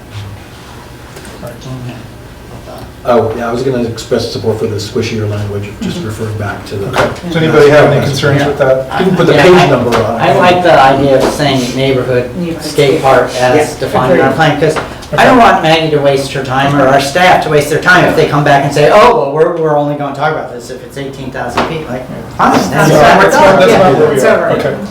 All right, so is that clear? Is that enough clarity to... Just make one. Yeah, go ahead, Dan. One perspective. It depends on how you want to negotiate, right? If you want to, I think Maggie and team are clear that 10,000 is what's going to be accepted. I think if you box yourself into the 10,000, and this is on open record so they can know, but my point would be like, oh, if you want that, then we want this. And I think that size is something that you would take away as they took away something, and there'd be like a way to reach, best alternative to negotiated agreement, those sorts of things. So just a perspective on if Dennis is worried about intent, I think he's very clear that it's 10,000. And if you're worried about negotiating, maybe you take a different strategy. Well, it's, neighborhood is what, 8 to 12, Yeah, right? 8 to 12, 6 to 12, something like that. So it goes up to 12. Yeah, So and if you look at the plan, they've got a Give bathroom perspective. complex right next to Yeah. the skate park that, Right. who knows? I mean, what I don't want to do, Mr. Mayor, is sort of suggest to them that we had a lot of negotiations over this where they were trying to bully us, and, the other thing we have to show is like, no, you're not going to get to bully us again. Like, we went through them that path once, and we're not going to waste our time so that you guys can take us over the head. So, I mean, to me, 8 to 12, that's what we've said, that's what we approved as a body before. So put it in the letter. Okay. So it's in the letter. Yeah. I mean, I'm hearing a lot of agreement here, so. Yeah, thank you. All right, can we, do you need specific guidance on the language? Can you just work that into the language? What do you need us to do? I mean, if you would like me or us to include language that, again, refers to as a neighborhood skate park as contemplated in the Narberth Park plan, we will enter that. Okay. Before sending back to voter. All right. So it would be as amended. Okay. Any other concerns about the language in there apart from that specific And the language includes the call out for figuring out the, like, if there's maintenance or insurance earlier in the Yeah, that process. was, so that comment that you made prior to F&A, that was made, so that is reflected in the draft that's in the packets. Okay. And then we'll make this further change, and then that change, that document with that change is going to be then what I'll send over to Laura Marion. So I don't anticipate insurance being an issue. We didn't have to change our insurance for our current skate park. Like, it covered it. We didn't have to do anything. So maintenance is another story. Maintenance and cleanup is probably substantial. So that'll be a negotiation point for sure. Well, we will want to talk to our insurance company, because if we end up putting in bowls or other ramps, or, I know nothing about skating lingo, so I won't embarrass myself, but we would have them take a look to see if what we have would be different from whatever permanent installation would require from an insurance standpoint. And I'll just say Simone Collins also like offered a memo with recommendations regarding that, and it says expectations for Lower Marion contributions should include, but not be limited to, capital costs, operation and maintenance costs, security, liability, insurance, parking improvements, relocation costs for existing recreation features, stormwater management compliances, and alternative transportation connections. So. It's a pretty big negotiation. All right, any other comments or changes to be made? All right, so let us vote on approving the letter of intent as amended through discussion. All those in favor? Okay, it is unanimous. Thank you, folks. All right, let's move on to the next agenda item. Motion to approve locations for the 2026 stormwater bump out plan as recommended by staff. Wait, that's the wrong one. No, we need 9D. I got it. 26. Road plan. I move to authorize advertisement to bid the 2026 road program. Second. Okay. Sure. Hey, Jeff, somebody. So Sorry, we had reviewed the road program, so it includes Conway Avenue from Haverford to Sabine, Stewart Avenue from Dudley to Conway, and Price Avenue from Dudley to the dead end of Price Crossing. In total, the road segments represent 0.57 miles and approximately 10,000 square yards. So Pannoni did put together the bid, so we are asking for advertisement to get that out. Then we will have, the bids will be open, we'll receive the bids packages that will be before council at an upcoming meeting to then pick the contractor. And then I know Jeff and his team are doing additional road improvements. Jeff, do you want to give us an update on the other manholes and other things you're working on? Yeah, so we picked up all of our lids and frames that are going to go along with this road program. Before we identify a road to be paved, we inspect all of the infrastructure, both sanitary and storm, signage, crosswalks, ramps, so improvements will happen on those across the board. Okay. So assuming we approve this tonight, when would we anticipate the work beginning? I think we had said Sorry, if I missed it. summer, July. Yeah, I mean, that's very up in the air. The good thing with getting this out early is we can kind of get on their schedule. Okay. I always push for our road program to be after July 4th, just so there's no... Yeah, for obvious reasons. Yes. Okay. And we will be sending letters to all residents along the impacted route to alert them that their road is going to be up for paving this year. So we're going to give them a heads up early, and then we'll be sending follow-up letters to them. We're actually doing postcards, I believe, which does help to save on some of the printing and mailing costs. But that notice will go out then closer to the actual paving event when we have a more approximate date as to when that will happen. And then we're also going to be providing information to people to provide them with information about how to seek alternate parking, or where else we might just provide some guidance on how to move your vehicle if they don't have any off-street parking available to them, or if they're going to be away during that time period that we're going to be doing the work, to make alternate arrangements to ensure that their vehicles are moved off of the roadway. All right. Any questions or comments about the road work? All right, let's vote to authorize advertisement of the bid for the 2026 road program. All those in favor? All right, unanimous. Yay, infrastructure improvements. Okay, 9C is the stormwater bump outs. I now move to approve the installation of stormwater bump outs as recommended by staff. I believe that's at the Windale locations, so the 2 Windale locations, is that correct? Yes. Move to recommend installation of stormwater bump outs as recommended by staff at the 2 Windale locations and authorize Pannoni to begin designing and engineering work. Is there a second? Second. Okay.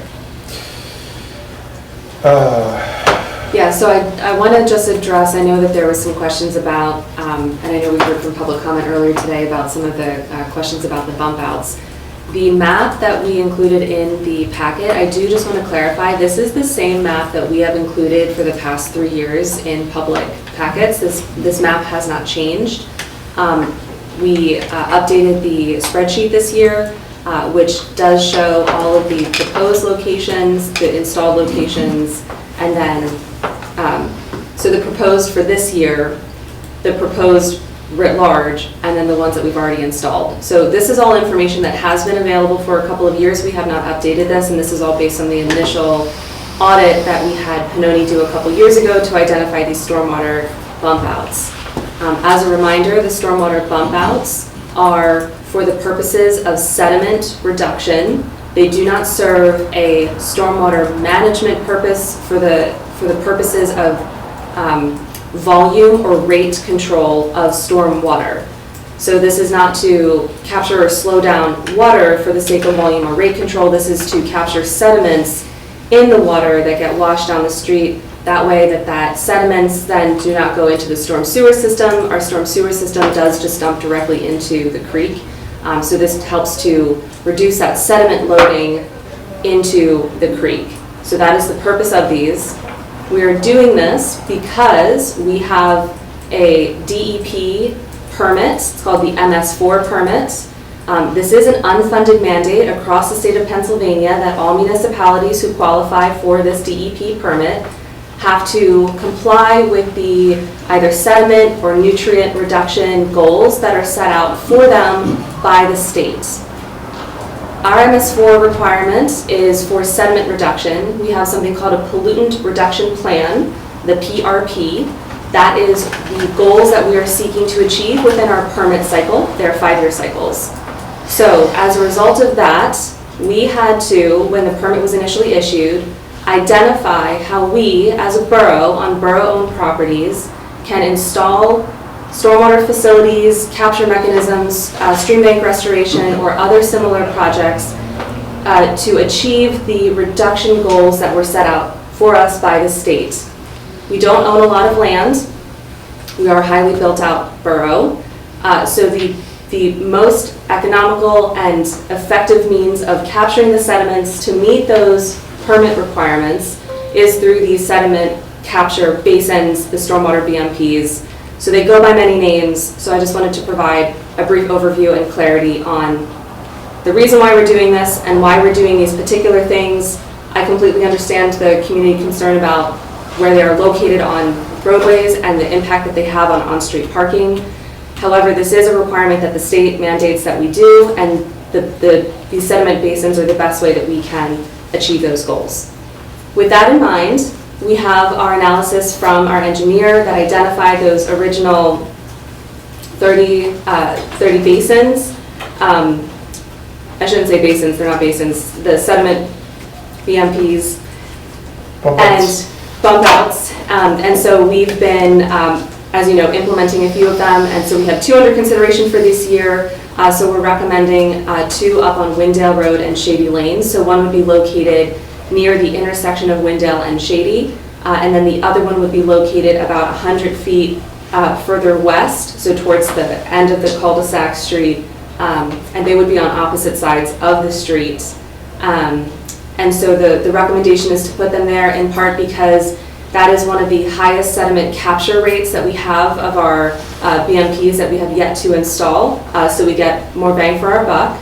This is also considered a low-volume road, which we've been very successful in past years at getting grant funding from the County Conservation District to fund the installation of these bump outs, which means that because it's a low-volume road, we will seek grant funding, and we hope that these can be funded in part or more through County Conservation District grant funding for low-volume road improvements, which helps us also out from a financial perspective.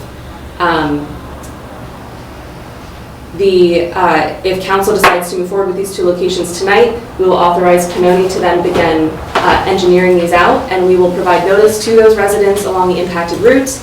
And then we will have Pannoni present their design plans with notice to those residents, so those residents who live along that route will be able to come and see what the proposed design plans are and provide their feedback at that time. I'll add a few details because this was coming through my committee back on council when we were initially getting the PRP passed, and I had a lot of back and forth with the engineers at the time. So a lot of the borough's locations are not really suitable for stormwater infrastructure. Sabine Park drains into the wrong watershed. It drains into the Schuylkill River and not into Cobbs Creek. The Elm Grove Park, which we just purchased, it drains onto a state highway, and it's the state's responsibility and not ours. So even if we do improvements there, we won't get credit for them with the state. Narberth Park, the water table is really low, so if you have kids and they dig in the sandbox, they're eventually going to hit water. So that's ours is really high, I guess. It's a problem for installing underground tanks. It's not deep enough to install underground tanks. So the BMPs that we found were primarily these stormwater bump outs. There are a few others in our PRP. The big one is a proposed bios well along Haverford Avenue. We haven't done it because it would be very expensive. Well, it would be 6 figures and it would take away a lot of parking spaces on Haverford Avenue. And the combination of being much more expensive than the bump outs and also having the same downside and taking away parking is not very appealing. And the main reason we've been looking at these bump outs is because of the grant funding that's available. Our first round of bump outs was something like 80% funded by, 85% funded by, I guess 80%. It was 80% funded by grants. This batch we're really hoping is going to be funded by grants as well. So we've had to pay relatively little to cover this unfunded mandate, which is otherwise, could have been $500,000 in spending, and instead it's going to be more like $150,000 in spending so far. And we are hopeful that in the future that our requirements will change. Do we have any sense of the prospects of? I know our permit's about to expire, right? Correct. So. Yeah. No, we don't have updated guidance at this point. As you mentioned, our permit is going to be expiring towards the end of this year. DEP is evaluating how they're going to be issuing new permits and possibly changing the rules on us to some degree. So we are still awaiting guidance from our engineer as to what those changes might entail and how that would impact then what sorts of projects we would need to consider to remain compliant with our permitting requirements. And I think at committee, obviously the engineer don't know until DEP tells them, but they said their expectation was, it's not like the rules are going to change, oh, do this instead. No, their expectation is we're going to have to meet the sediment reduction requirements, and in addition to that, we will potentially have to meet something like volume requirements. So it's additive and not I specifically asked that question because I wanted to make sure that we didn't build this and then have them say, never mind. Yeah. And that was the answer we got, was that there's nothing that's being contemplated would change these requirements. Yeah, and there's another piece that I wasn't aware of before that I think is relevant, which is DEP apparently is continuing to change or refine the way that it handles crediting. So our understanding of the credits that we're getting for some of these are subject to change dependent on DEP. And And we knew that, like some of the crediting, or we knew that the crediting system is effectively a negotiation between our engineers and them, but even if, and the reason why I noticed this is because some of the crediting listed here is different from what we show in our reports, and the answer was basically that DEP has been continuing to update that. So the number of bump outs that we ultimately will have to do will also be contingent upon the crediting that we actually receive for the bump outs that we've done. And then also, because you mentioned Borough-owned property, right? There's one way that we get credit for things that are not Borough-owned property and that we do not have to maintain them, and that is when new development occurs in the parts of the Borough that are within the Cobbs Creek watershed, the applicants have to proactively improve water quality outcomes and stormwater management outcomes, and we receive credit. And so the projects that have occurred, Jenny's, Maluga, Price Crossing behind my house, have all given us credit and have reduced effectively the number of stormwater bump outs that we're going to have to ultimately install.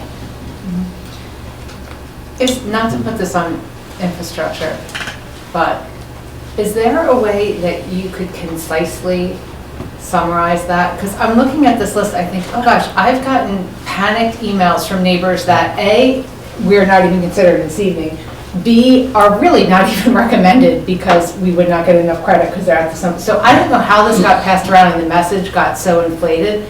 Could you write something? So I actually offered, somebody raised this on social media, and I suggested that infrastructure actually dedicate one of their meetings to sort of a holistic discussion of this with the engineers, trying to put it, I mean, we talk about how do you do it in layperson's terms, because, you know, they're very technical, but I have already sort of thought that, because the messaging is, you know, head of infrastructure, I'm like, these aren't rain gardens, these aren't, like, I feel like I'm repeating that message over and over, and maybe we need an FAQ, like, to develop out of that, to put on the website to explain this better, because I feel like the messaging is totally lost. Yeah, I mean, I agree. I would suggest like something go on the website just because a lot of people don't come to the meetings. And Well, so my thought was yeah. to take what we have at the meeting, you know, distill it down through AI or whatever, and then put it as an FAQ on the website, sort of like what we just did with the EIT. Same idea, like creating that. I think we could just take that directly to the committee. Like we could work on a draft, bring it to committee, talk about it. Well, maybe we don't need those guys to come talk to us. We can just, if we have questions for them, we can ask them. Make sure we get it right. I think when we apply for a new permit, we will be having discussions with our engineer about this in infrastructure. So that would be a good time to expand on that, is when we get new clarity from DEP and when we start to apply for our next permit, which is presumably next year, end of year, something like that? Yeah, our permit expires September this year. So are they expecting to apply before September? So DEP, so not every municipality has the same expiration date for their permits. So we're on the later cycle. When they instituted this originally, everyone kind of got thrown on it. And there was a bit of a cycle with the onboarding process. So there are some municipalities whose permits have expired, but DEP is still figuring out what they want the next permit cycle to be. So their guidance has just been hang tight. So it's a little bit of, we're still waiting on clarity from DEP, and there's some municipalities whose permits have been expired for a year. They're in the same boat. So we're all just kind of in limbo waiting for DEP to actually finalize this guidance and issue that out to municipalities. So we're monitoring the situation, we're attending the webinars, our engineer is keeping us up to date. So we're, you know, we got our finger on the pulse, but just DEP hasn't made a move to definitively say what the next step is. Are we comfortable having this discussion once we start working on our permit? Does it sound good to everybody? Yeah, in the meantime, a quick, don't panic, folks. Like, you know, we talked about this, our meeting at the, what, 8:50 timestamp would be helpful. to just have a really concise language. I don't know. We'll Actually, put but also, FAQ together. no, I think it's good to have an FAQ, especially because I believe public education is actually part of the permit process. We have to It is. demonstrate that we're Yeah. educating the public, so this seems totally consistent with that. Perfect. Well, Okay. I don't think we need to wait for the next permitting round to put a general FAQ out. Okay. Yeah, that seems totally fine. We do have some resources on our website, but we've heard you loud and clear, so we'll continue to refine some tools for folks to access information on the website. Well, I figured so as not to put this on y'all, I figured Yeah. infrastructure committee, we could take a cut at the draft, circulate it with Pinoni, so that you guys don't have to, or not cannibalizing the time. Jim? Is there a point where these two bump outs are going to be precisely located, and will there be like a chance to review the precise location? And the reason I ask that is because I think often the devil's in the details in these things, and I've seen a couple of examples where like, oh, if that bump out had just been nudged a couple feet this way, we could have saved a little space. I'm like this in my house too. Like before I buy anything, I have to figure out like down to the half inch. Is that going to take up too much space? Is that going to, in this case, allow, not take up too much parking? Can they be nudged into areas that don't have parking anyway? I know that's most often not possible, but I think we sort of owe it to the public to consider that and explain why or why not those things can be done. And I'd just like to have that review in public when we get there. Right, so as I was explaining earlier, the decision tonight is to authorize to move forward Sure. to have Pinoni start designing these, Mhm. and then the next meeting, they'll present their design, Yeah. and that's when we're going to be reaching out ahead of that meeting. So we're going to be discussing this in infrastructure to review the design itself and invite the residents to attend the meeting to review the design plans as well. And then depending on feedback, depending on redesigns, we don't necessarily need to rush this process. But yes, there will be opportunities for folks to review the design prior to the designs being finalized. Once we finalize the design, then Pinoni will put together the bid package, we'll advertise for the bid package, and then we'll hire a contractor and move forward with that. And last year we did some nudging. So Mhm. we put it out, Yeah. folks came in, and They were like, it we was could pick up I know. one parking space if we And I- pushed it down 3 feet. And I enjoyed that discussion, but I'm no longer on infrastructure in the committee, so, No, I just wanted to put out there that, yes, this is, it's an important piece and it's a good part of the process. We will instruct Pinoni to consider that in their design as well. I have a question. What is the answer to this question that I've been asked? It's been said many times in council meetings about this topic that Norberth is required to have these stormwater bump outs. And people say, but I don't see stormwater bump outs in Lower Merion. Why is Norberth required to have these and not Lower Merion? Well, we're required to reduce our sediment that's going into the creek, and Lower Merion may not, Have the creek go through. yeah, they may not have the same creek, like the parts of our borough that dump They into the do. school kill. Penguin is. So Joe, if I can, so Lower Merion is actually one of the only communities that has actually met their full MS4 requirements because they have so much parkland and so many tributaries, so many riparian stream corridors. So there's, as I was explaining earlier, there's That's what I thought. multiple ways for a municipality to reduce their sediment loading, their nutrient loading, whatever the thing is that DEP has identified in the permit relating to water quality. So there's different watersheds. The permits are based on watersheds. So if you fall within a certain watershed, and as small as we are, I think we actually hit 3 watersheds here in the borough. I don't know how many Lower Merion has. So it's based on a watershed. So within each of the watersheds, within each municipality, within each watershed, they've identified some percentage that you have to reduce. Lower Merion, and they don't tell you how to reduce it. So that's up to you to figure out where's going to be the best. You come up with a design plan, the engineer it out, and then you get the credits for whatever project you do. Lower Merion doesn't have to do the stormwater bump outs on their roadways because they have land where they can do riparian corridor restoration projects, which yields them tons of credits towards achieving their reduction goals. They have so much other land and opportunities to diversify the kinds of stormwater infrastructure and improvements that they're installing to meet these goals. We just don't have that flexibility because we don't have the same geography, the same land, the same open space. Perfect. That's So, one of the questions for the FAQ.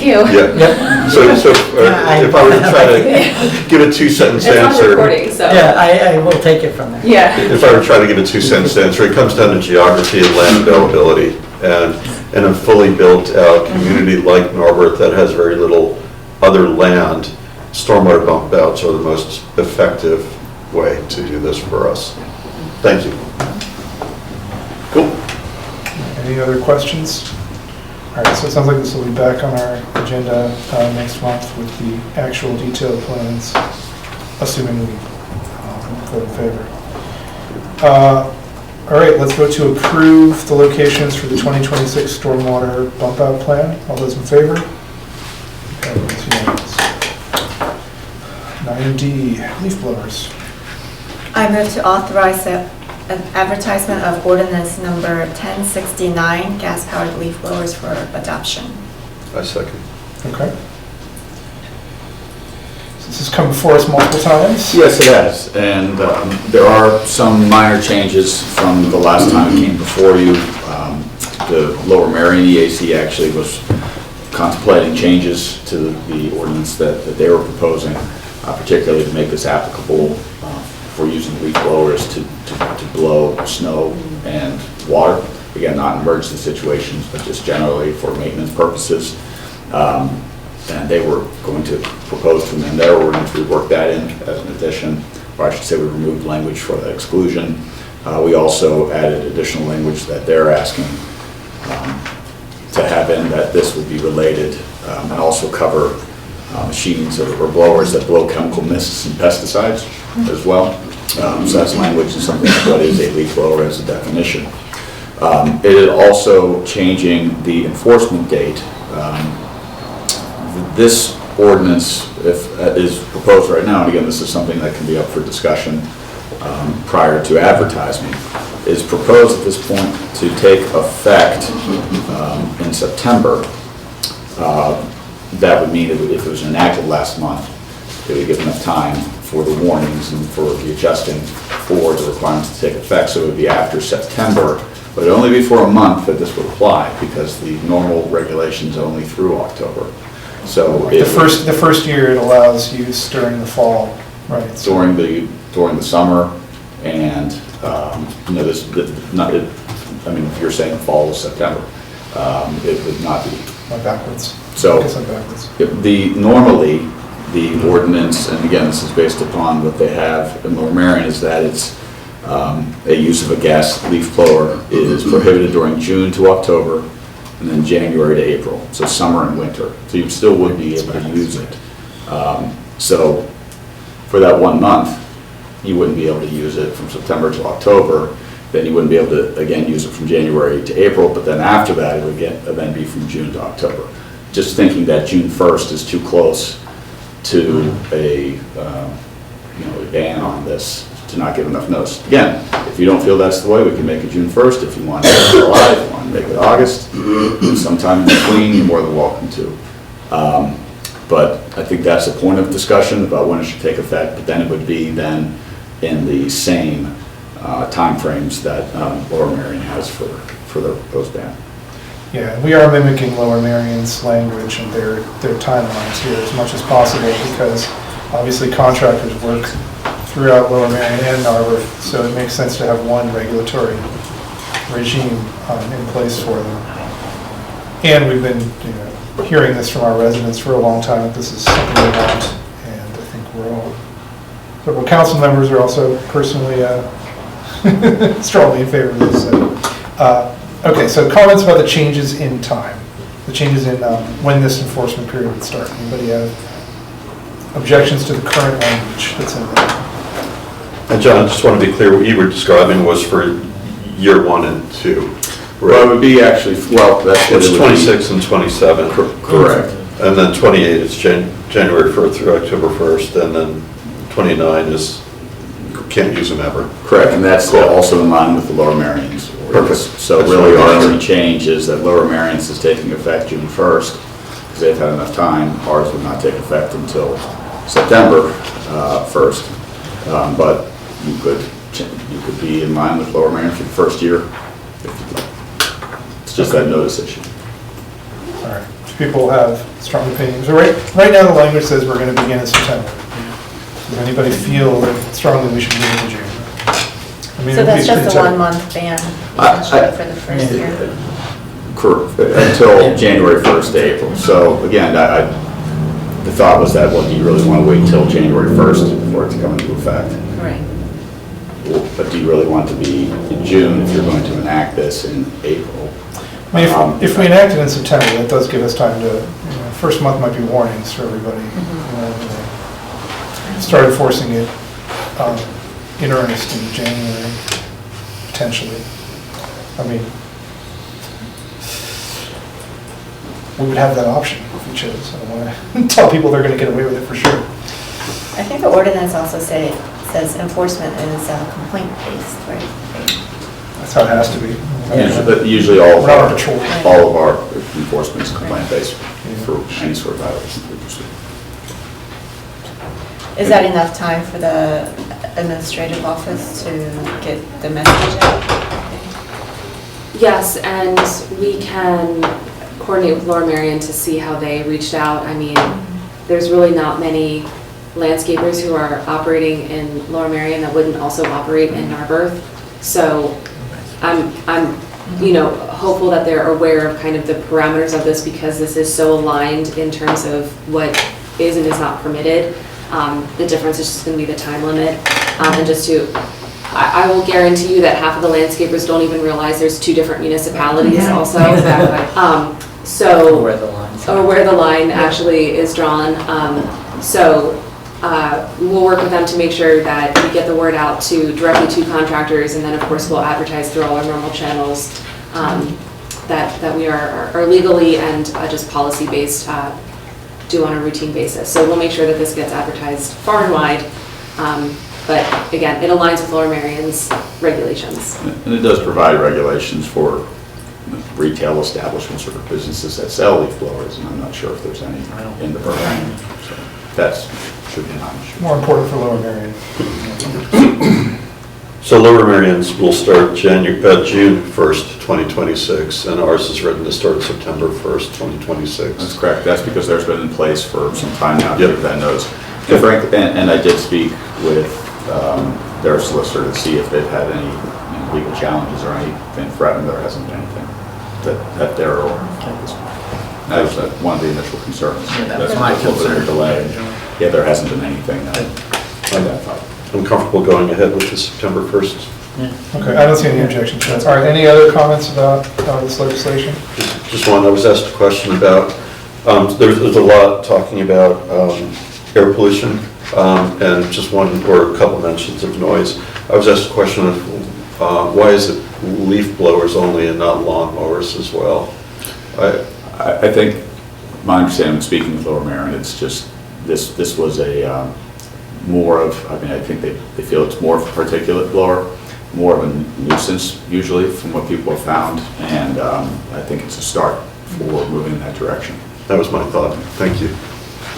Yeah, I mean, it's tricky because we're not gonna make any moves in this direction without Lower Merion also doing it, right? Like, I don't think it would make sense to ban gasoline-powered lawn mowers even on the same time frame. Nobody was suggesting that. They were just asking why some two-stroke motors and not others. They're pretty and I thought it common. was noise primarily. I mean, two-stroke mowers, yeah, the leaf blowers are loud, and they're, I don't know, people find them more obnoxious, I think, than the lawn mowers, but. Yeah, no, there's just all this, in a few there's a years. lot of window dressing about like air pollution and things. And air pollution from gas mowers and leaf blowers are probably identical, but I think it's mostly noise.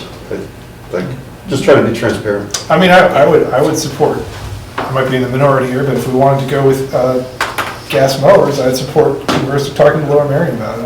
I don't know if any municipalities have done that. Let's just see how this You're goes out. missing my point. No, I'm not making a intentionally point missing of your mowers. point, but- I'm just trying to answer a question openly. I'm and taking the transparently. temperature of council. You know, the real reason, I mean, I feel like the real reason to do this is because you cannot have different regulations in Narberth and Lower Merion for this stuff. Yeah. Like, it doesn't make any sense to me to have any daylight between those regulations. So, if they want to ban lawnmowers, I think we're going to have to consider that too, Yep. but in the future. Anyway, not on the agenda at this time. Or we'll just be lawnmower libertarian. Okay, we're ready to vote? All right. Yeah, let's go. All right, we have lost the page here. We're voting on the gas power leaf blower ban. All those- Advertising the gas powered leaf blower regulations. All those in Ordinance favor? 1069. Ordinance 1069, amending chapter 366 nuisances.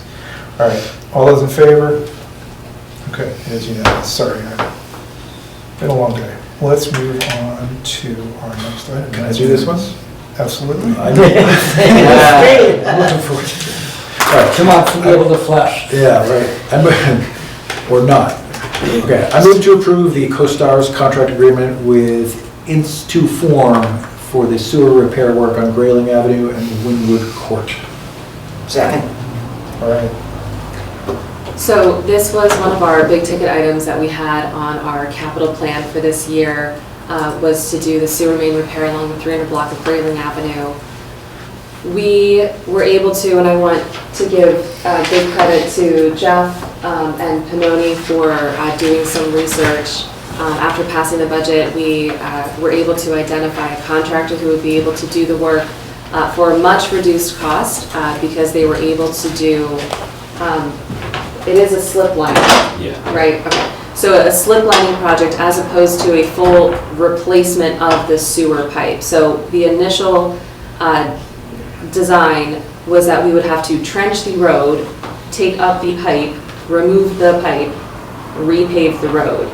What we're able to do now is a slip liner, which is like an in-place treatment where we blow a liner through the actual pipe. So you clean it out and you go in through the existing manholes and then you can blow the liner through and it essentially then solidifies and forms like an interior liner of the pipe, which replaces the function of the pipe, and we don't have to actually go in and do major excavation in the roadway, which saves us a lot of time, money, and headache to all of our residents.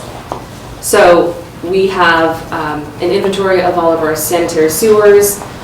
We have a ranking system, and Wynwood Court happens to be of a similar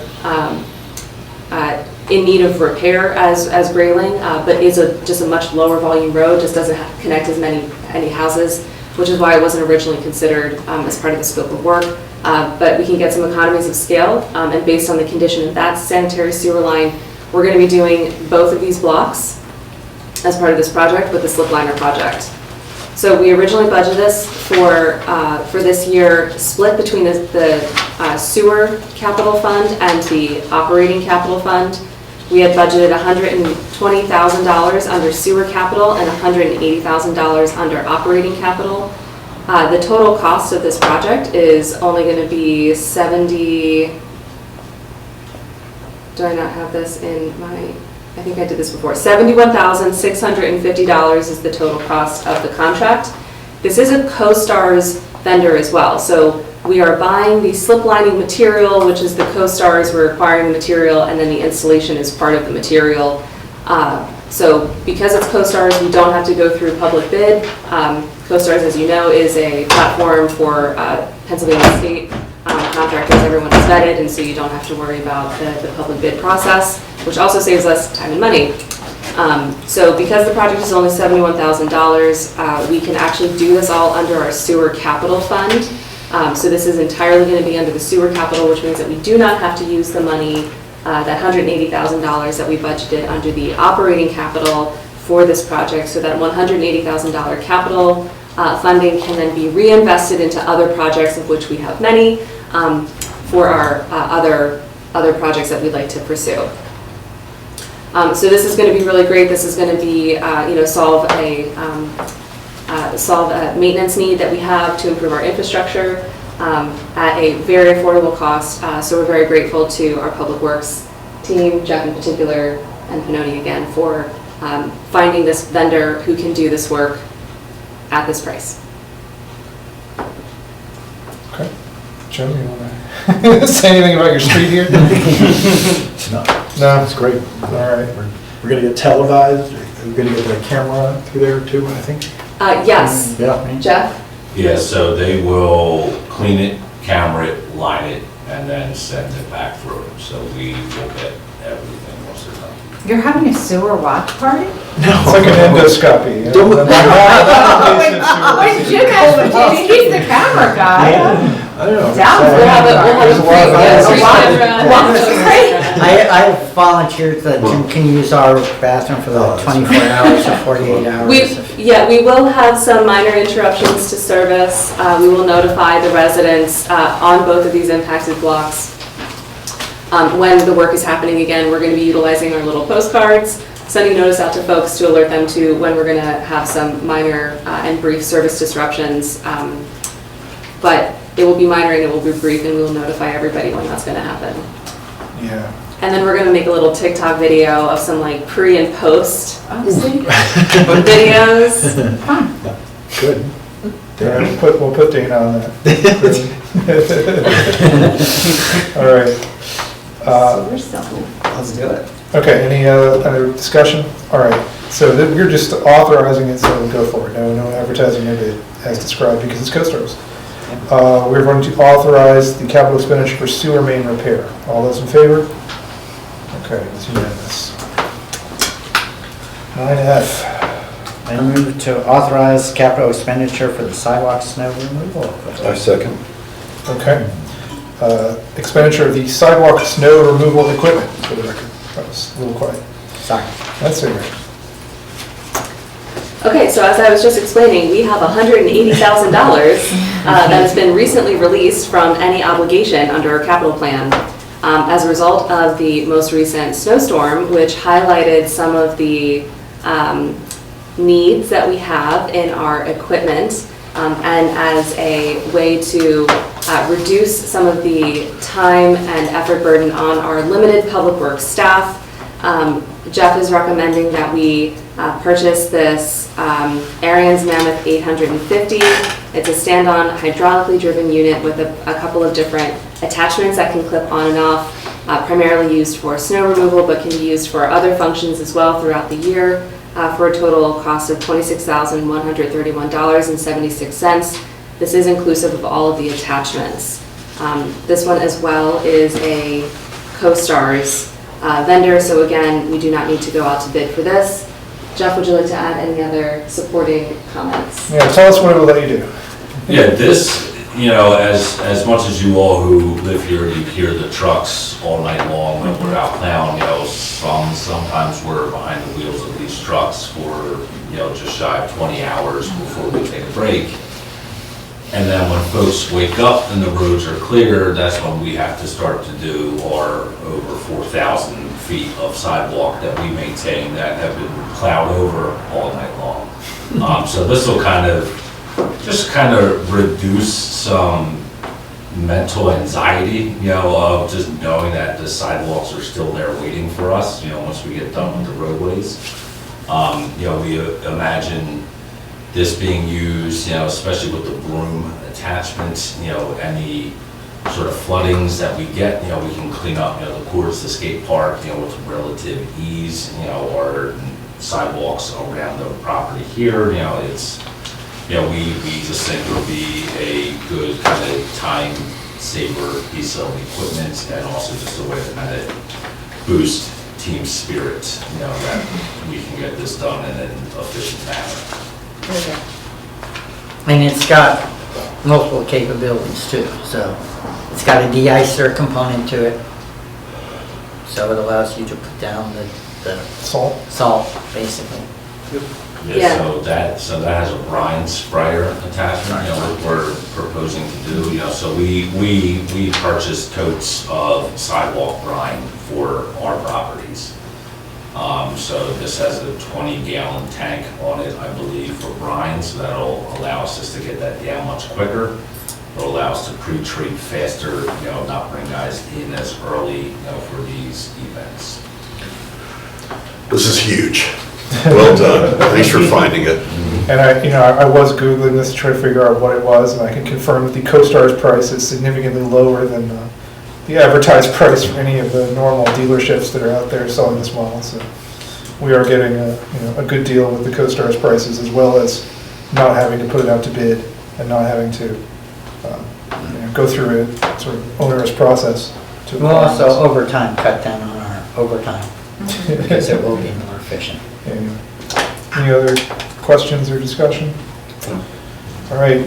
And of course, by buying this equipment, we are therefore ensuring that we won't see any significant floods in the next few years. So if that happens, you can thank us for making this purchase. So. Well, that's what happened when we bought our plow attachment for the skid steer. Yeah. We bought that when Samantha was here. Yeah. That sat on the pallet for 2 years before we used it, so fingers crossed. Yeah.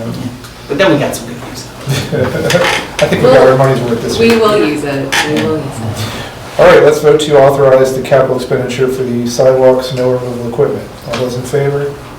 Okay, it is unanimous. And Jeff, I think this thing needs a name, so maybe you can, I don't know, either if you want to crowdsource a name or if you want to come up with one. I see a lot of towns across, snow states that name their trucks each year for snow removal. So I think we should. Mind to start that. Yeah. Contest. Okay, We should have a 100%, contest. we'll put out a public contest. Love that. For naming.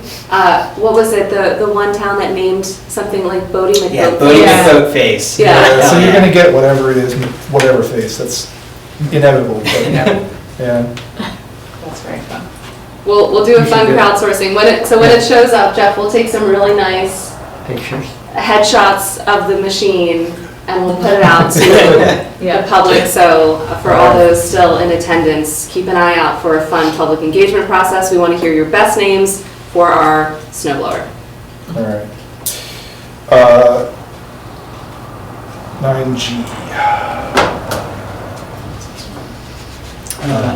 I move that Borough Council approve Resolution 2026-07 establishing police scuff buckets. Second.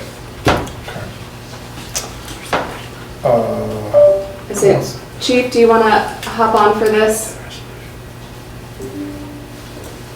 Sure, can you hear me? Yes. Okay, great. So this was something that came up in our accreditation process, and John might be able to jump in and give a little bit better understanding or explanation of the law.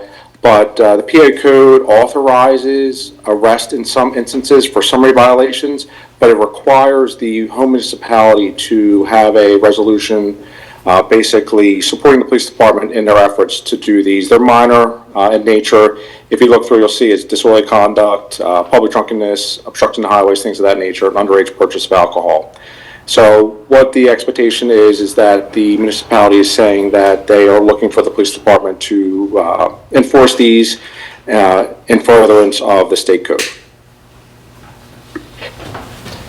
Who are you arresting for the underage purchase of alcohol? The store clerk or the customer? Speaking. So it would be the person who would possess it would be, Okay. The selling alcohol is not a summer offense. Oh, fair enough. So alcohol is like a, what, higher level? Depending on what it is, Okay, yeah. makes sense. It's just, it's in the criminal code that there needs to be authorization from the governing body to provide the police with this power. And it might be in an existing policy, it might not be clear, but it's always helpful to have something that's easily more accessible and on hand and clear to take if that issue does come up at district court. I was gonna say, because so right now you can underage transport in the Borough and we don't do anything? Because my sister would be very surprised to hear that.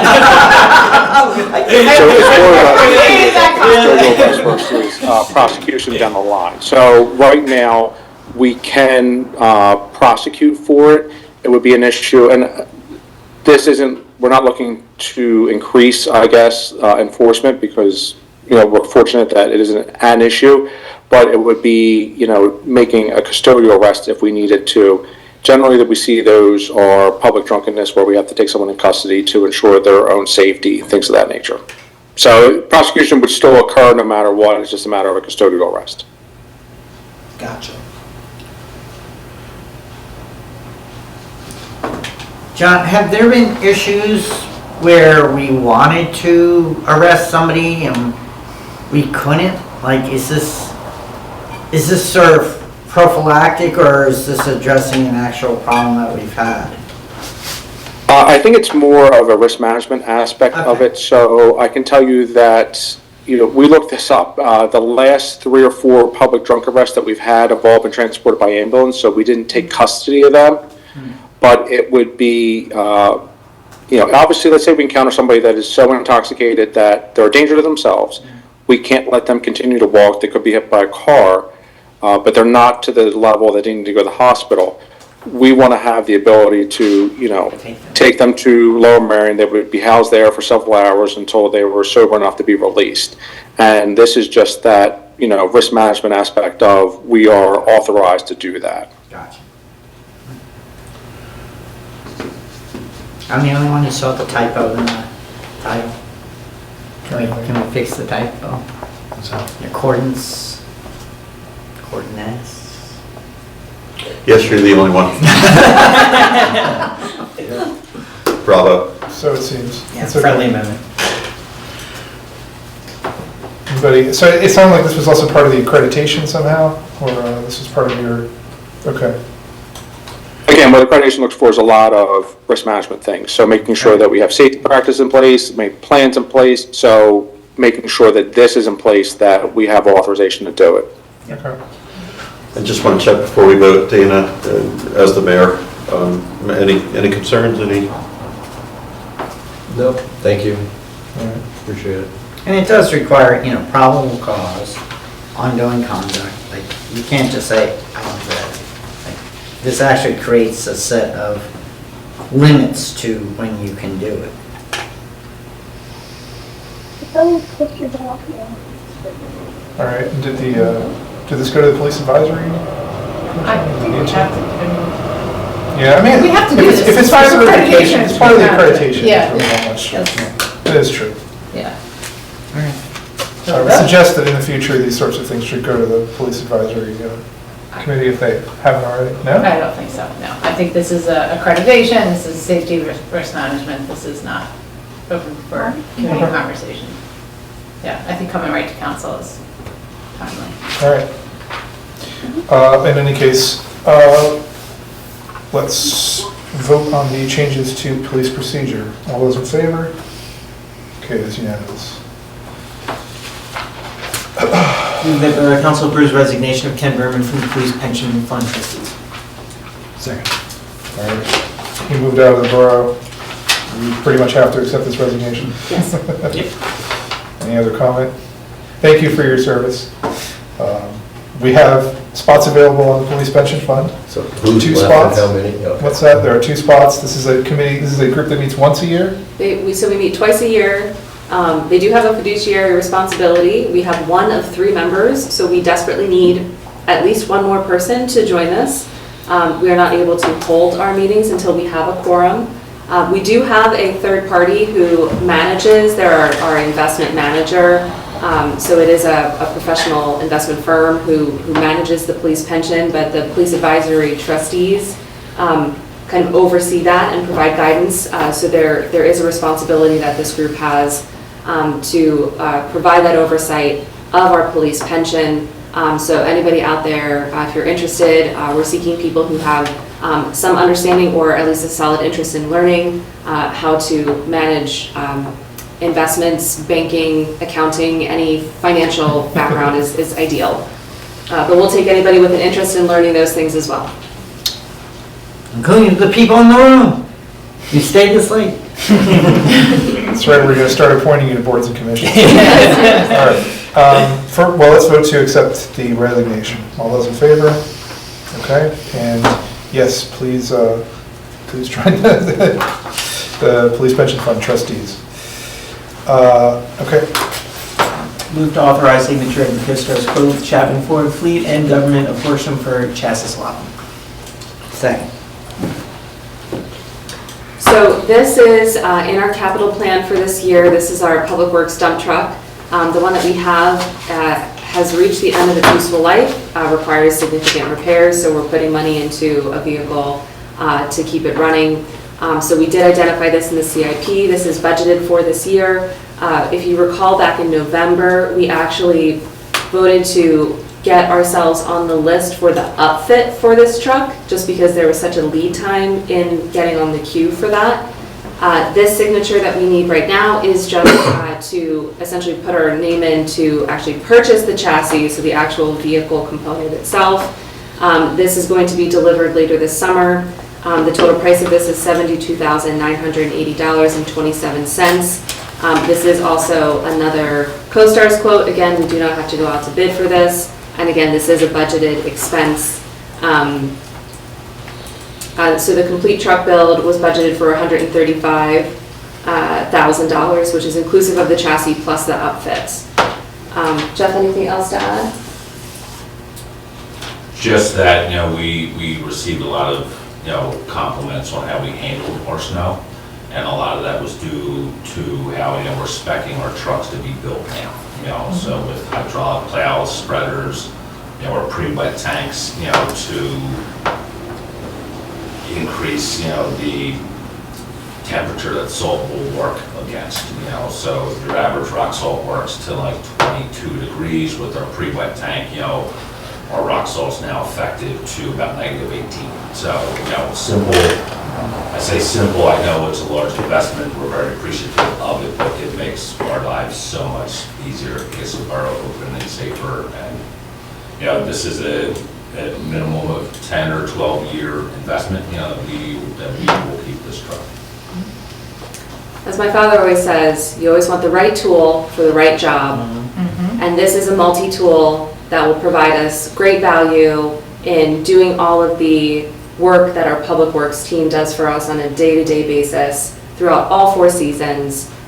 So we're very much looking forward to having some good functioning, maintaining good functioning equipment to do all the work we need to do. Any discussion? All right, let's vote. Do you want to name the truck too? Trucks are kind of.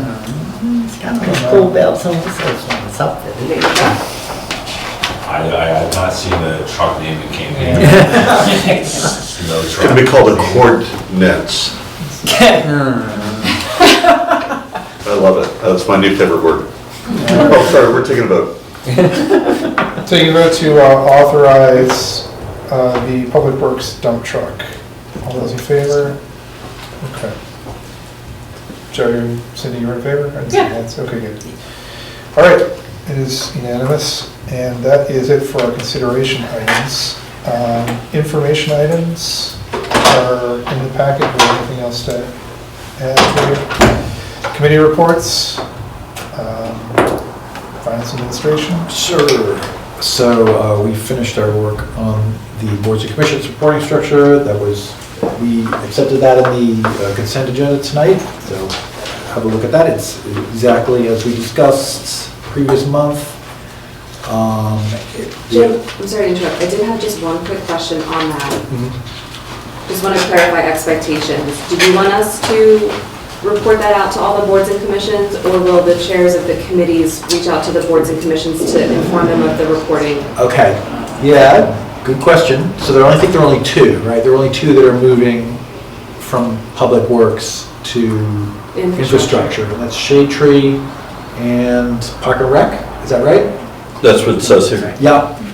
So, yeah, who's, I've notified them already. Okay, you did, okay. But Thank you. in terms of the committees that are now going to report to public health and safety, I don't have the contact information. I don't think there are any new ones reporting to public health and safety who haven't already. I thought there were. Is there? I think we definitely ought to let them know that we are expecting annual reports from them, or what our expectations are based on this. So, we should contact this. Okay. I think maybe staff should take care of it. We can, Okay. yeah, so what we can do just for uniformity's sake is we can just send We can send an email out to all of the heads of each of the boards and commissions just to affirm the committee that they report to or notify them of the committee that they're now reporting to, and then just setting expectations for, if you would like to attend, here's the dates of the meetings. You can provide a written report, you can report in person, and then we're just looking for an annual report. And then we can continue working on various needs through the committees to request of the different boards and commissions, and then in terms of kind of passing any sort of directives on to the boards and commissions, that can be up to each committee to discuss that. So we'll go ahead and provide that initial outreach to all of the boards and commissions, just to provide the overview for everything. Does that sound good? Yeah, just CC us so we know what went out. Sure, yep, we'll do. I think I don't know enough about the Human Relations Commission. Just by title, it feels like that would be under Finance and Administration, but no, okay, I'm missing something. Yeah. Good, perfect, thanks. Good. No, they're I have no like further- complaints for. Discrimination. Yeah, anti-discrimination complaints. Oh, very good, thank you. Perfect. Yeah, it's not HR, it's. Got it, thank you. Right. Oh, wait, I got onto the wrong page here. Hold on a second. We also did discuss a bit about, in general, onboarding new appointees to boards and commissions, and how we might want to standardize that a little bit, like give them a sort of a basic orientation, sunshine law, and what happens at a meeting kind of thing. These are for people we appoint to boards and commissions, who are, might spend the first couple of months sort of wondering how to navigate their membership on this board and commission. And let's see, we did get some answers back from Berkheimer on a number of questions intended for FAQ.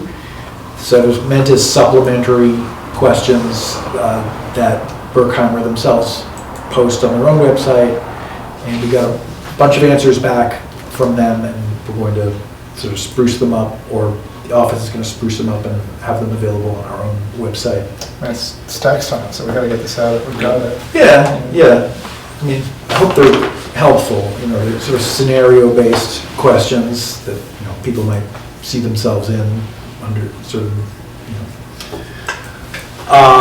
and we had a first look at the Shade Tree Commission and Shade Tree Ordinance, which is really due for a review, and we picked up on, I guess there was a review started in 2020. There's some marked up ordinance language that we looked at. That for whatever reason, I guess something else happened in 2020 that might have, Yeah, fair enough. Right. We got interrupted. Right, it definitely got interrupted and sort of left on the I wonder how much else we've got. cutting room floor. Yeah. So, we also decided that from now on, we'll go through Infrastructure Committee, looking at that ordinance, since Shade Tree Commission is going to start reporting to Infrastructure Committee. So that will take place at Infrastructure Committee. I think that's it. We touched on the facility rental policy a little bit. We didn't cut that short because of time. Okay. But it's ongoing. All right. Infrastructure? We met very briefly, we met on February 24th. Just very briefly, we basically recommended the approval of the capital project, the sewer main repair, the bump out, and the sidewalk snow equipment. So that came through us first. I will not be here next week, so Michael will be running infrastructure for next week. We don't have much on the agenda there either, so it should be short. Fine. Speak up a little. Sorry. It's all right. I got the same problem sometimes. Yeah. All right. Public health and safety? Public health and safety met March 13th. We talked about the vegetation maintenance program.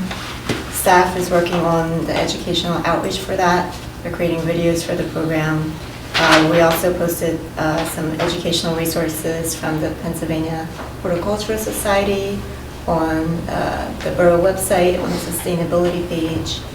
And also, we posted an approved plant species list that we had adopted for the sourdough, and that is posted up on the Borough website as well. So I know that staff is working on an amended draft ordinance for the vegetation maintenance, and that will come before council in the near future. And that's basically an update to make a correction on the 9-foot, 8-foot discrepancy with is that for the sidewalk, vegetation over the sidewalk? It's, yes, for the minimum height clearance. Right. So that's for that correction. And then there was also a policy discussion at Public Health and Safety about whether the ordinance should be updated to allow for higher height of hedges along sidewalks. So currently the ordinance limits the hedge heights along the sidewalks to 4 feet. And the committee talked about whether, because a lot of the properties right now, they have 8-foot hedges that abut the sidewalks. And so we talked about whether we wanted to change that. And Manager Dobbs also talked about some public health or public safety issues with the hedges, but that has to do with emergency vehicles not being able to see the house and find the house numbers. So that could be addressed, but so I don't remember where we actually left that discussion, but yeah, so what we're going to do is Emily and I are working on drafting the ordinance now, Okay. so we're going to be providing some kind of options in the language, and then depending on the discussion with PH&S, we'll draft then the final draft ordinance, which will come before council, that'll have the recommended language that PH&S decided you wanted to hit on, because I know that there was a question, Joe, that you had initially raised about the height for our mid-block. If it's not blocking sight distances, do we care about the height there? And we were actually looking at the ordinance, and that was added in just 2023, that language regarding that height. And so I don't know what the discussion was at that time, if anybody wants to go back and take a look to see if, why that particular ordinance language was added. But we talked about it from the perspective of, yes, the public health, the safety from emergency vehicles being able to find the front door and find the house number in particular, and have clear access into the house. Rick Traley's was also here and had commented about the community character of, do we want to have really high hedges kind of blocking that visual sight as you're a pedestrian, having kind of imposing tall shrubs mid-block? Is that something that we want from a community character standpoint, which I think was a really good point that he raised as well. So we'll have kind of options for you to consider related to those, but the minimum height clearance that's just to, right now, the trees ordinance says 9 feet and the streets and sidewalks says 8 feet, so we're just making sure that those align. But then the mid-block will have some options, and we can discuss from a policy perspective how you want to move forward. So we mostly, I think when we updated that streets and sidewalk ordinance, it was mostly to create enforceable rules for sidewalks, as I recall. It was mostly, the focus of council at the time was on what will trigger a notice to the homeowner to repair their sidewalks. That was what we put our attention on. I don't think the shrubbery was the main purpose of that legislation, just to give you a sense of what council was thinking back in 2023. Yeah, well, that's where it came from, was that ordinance. Okay. Also, Shade Tree Commission provided an update. They're holding a pruning event, an Arbor Day event, Saturday, April 11th at 10 a.m. That'll be at Station Circle. They'll have a table set up, banner, refreshments. Volunteers will be invited. We'll have a proclamation by our Mayor, Dana Edwards, for Arbor Day. And they'll be doing some minimum planting, 3 trees that were donated by Lower Merion Conservancy. And then Public Works is lending some tools for the event, and the office is providing some communication support for that. And then staff has also set it up so that shade trees can now be ordered through the website. we're not doing any shade tree orders for the spring, but in the fall, that should be up and running. Yeah, so previously Shade Tree was managing the interest form just through a Google, Forms. We have adapted that for our website, so it now lives on our website. Any responses that we get will be routed through to Jeff Eldon, and then they'll be shared with Shade Tree. And so we'll collect all those responses and share them with Shade Tree ahead of the fall planting program. And then Rick Trailey's also mentioned that Tim Rubin had reached out to them for a meeting for a land development. And then also, they also requested a map from Public Works for, they're working on a downtown tree plan for the downtown, so I guess they'll reach out to Jeff Eldon, or he's working on that. Does council want to approve a downtown tree plan? That sounds like the sort of thing that we would suggest somebody to work on rather than the tree plan manifesting itself. We did. We did recommend it? We did. All right, that's Well, good. we asked Shade Tree Commission to work on one. Okay, good. I don't remember this, but I'll take your word for it. Any other questions? All right. Let's see, any new business, old business, comments for the good of council? Okay, we will have an executive session. Oh, I'm sorry. Joe. That's right. Yeah, I just want to acknowledge that there appear to be a substantial number of people that we serve and represent who feel unheard or possibly unrepresented by plans of the council. And I'm not saying the plans are wrong, I'm just observing that there are a lot of people that we serve and represent who feel unheard and in their own wishes, desires, and thoughts about Narberth. That's all. Not looking for a comment, just wanted to share. And I'll add that we are planning to do various outreach sessions to members of the public who want to talk to us about their concerns about zoning. We'll be having them over the next few weeks. We should be announcing those soon. Be 2 or 3 council members. We can't have more than 4 council members.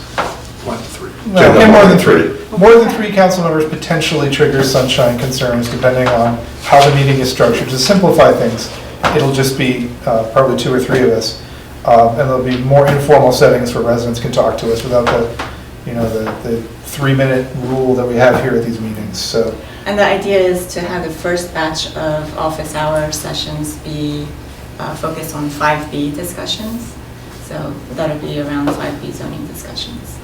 Okay, so we'll be announcing that, but acknowledged.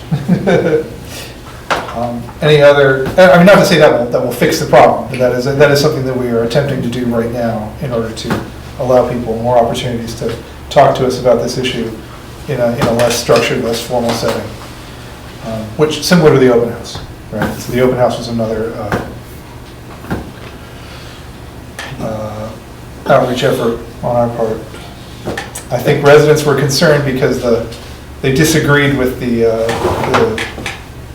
message or some of the slides that were at the open house. So these sessions, we're not going to come in there with a structure. So feel free to talk to us. Any other comments from the good council? Thank you, John. All right, so we will have an executive session after this meeting where we will be talking about an employee matter. I don't think there's anything, employee compensation matter. I don't think there's anything else. Okay, so I'll take a motion to adjourn. So moved. Second. Okay, all those in favor of adjourning? Okay, the meeting is adjourned. Thank you, everyone.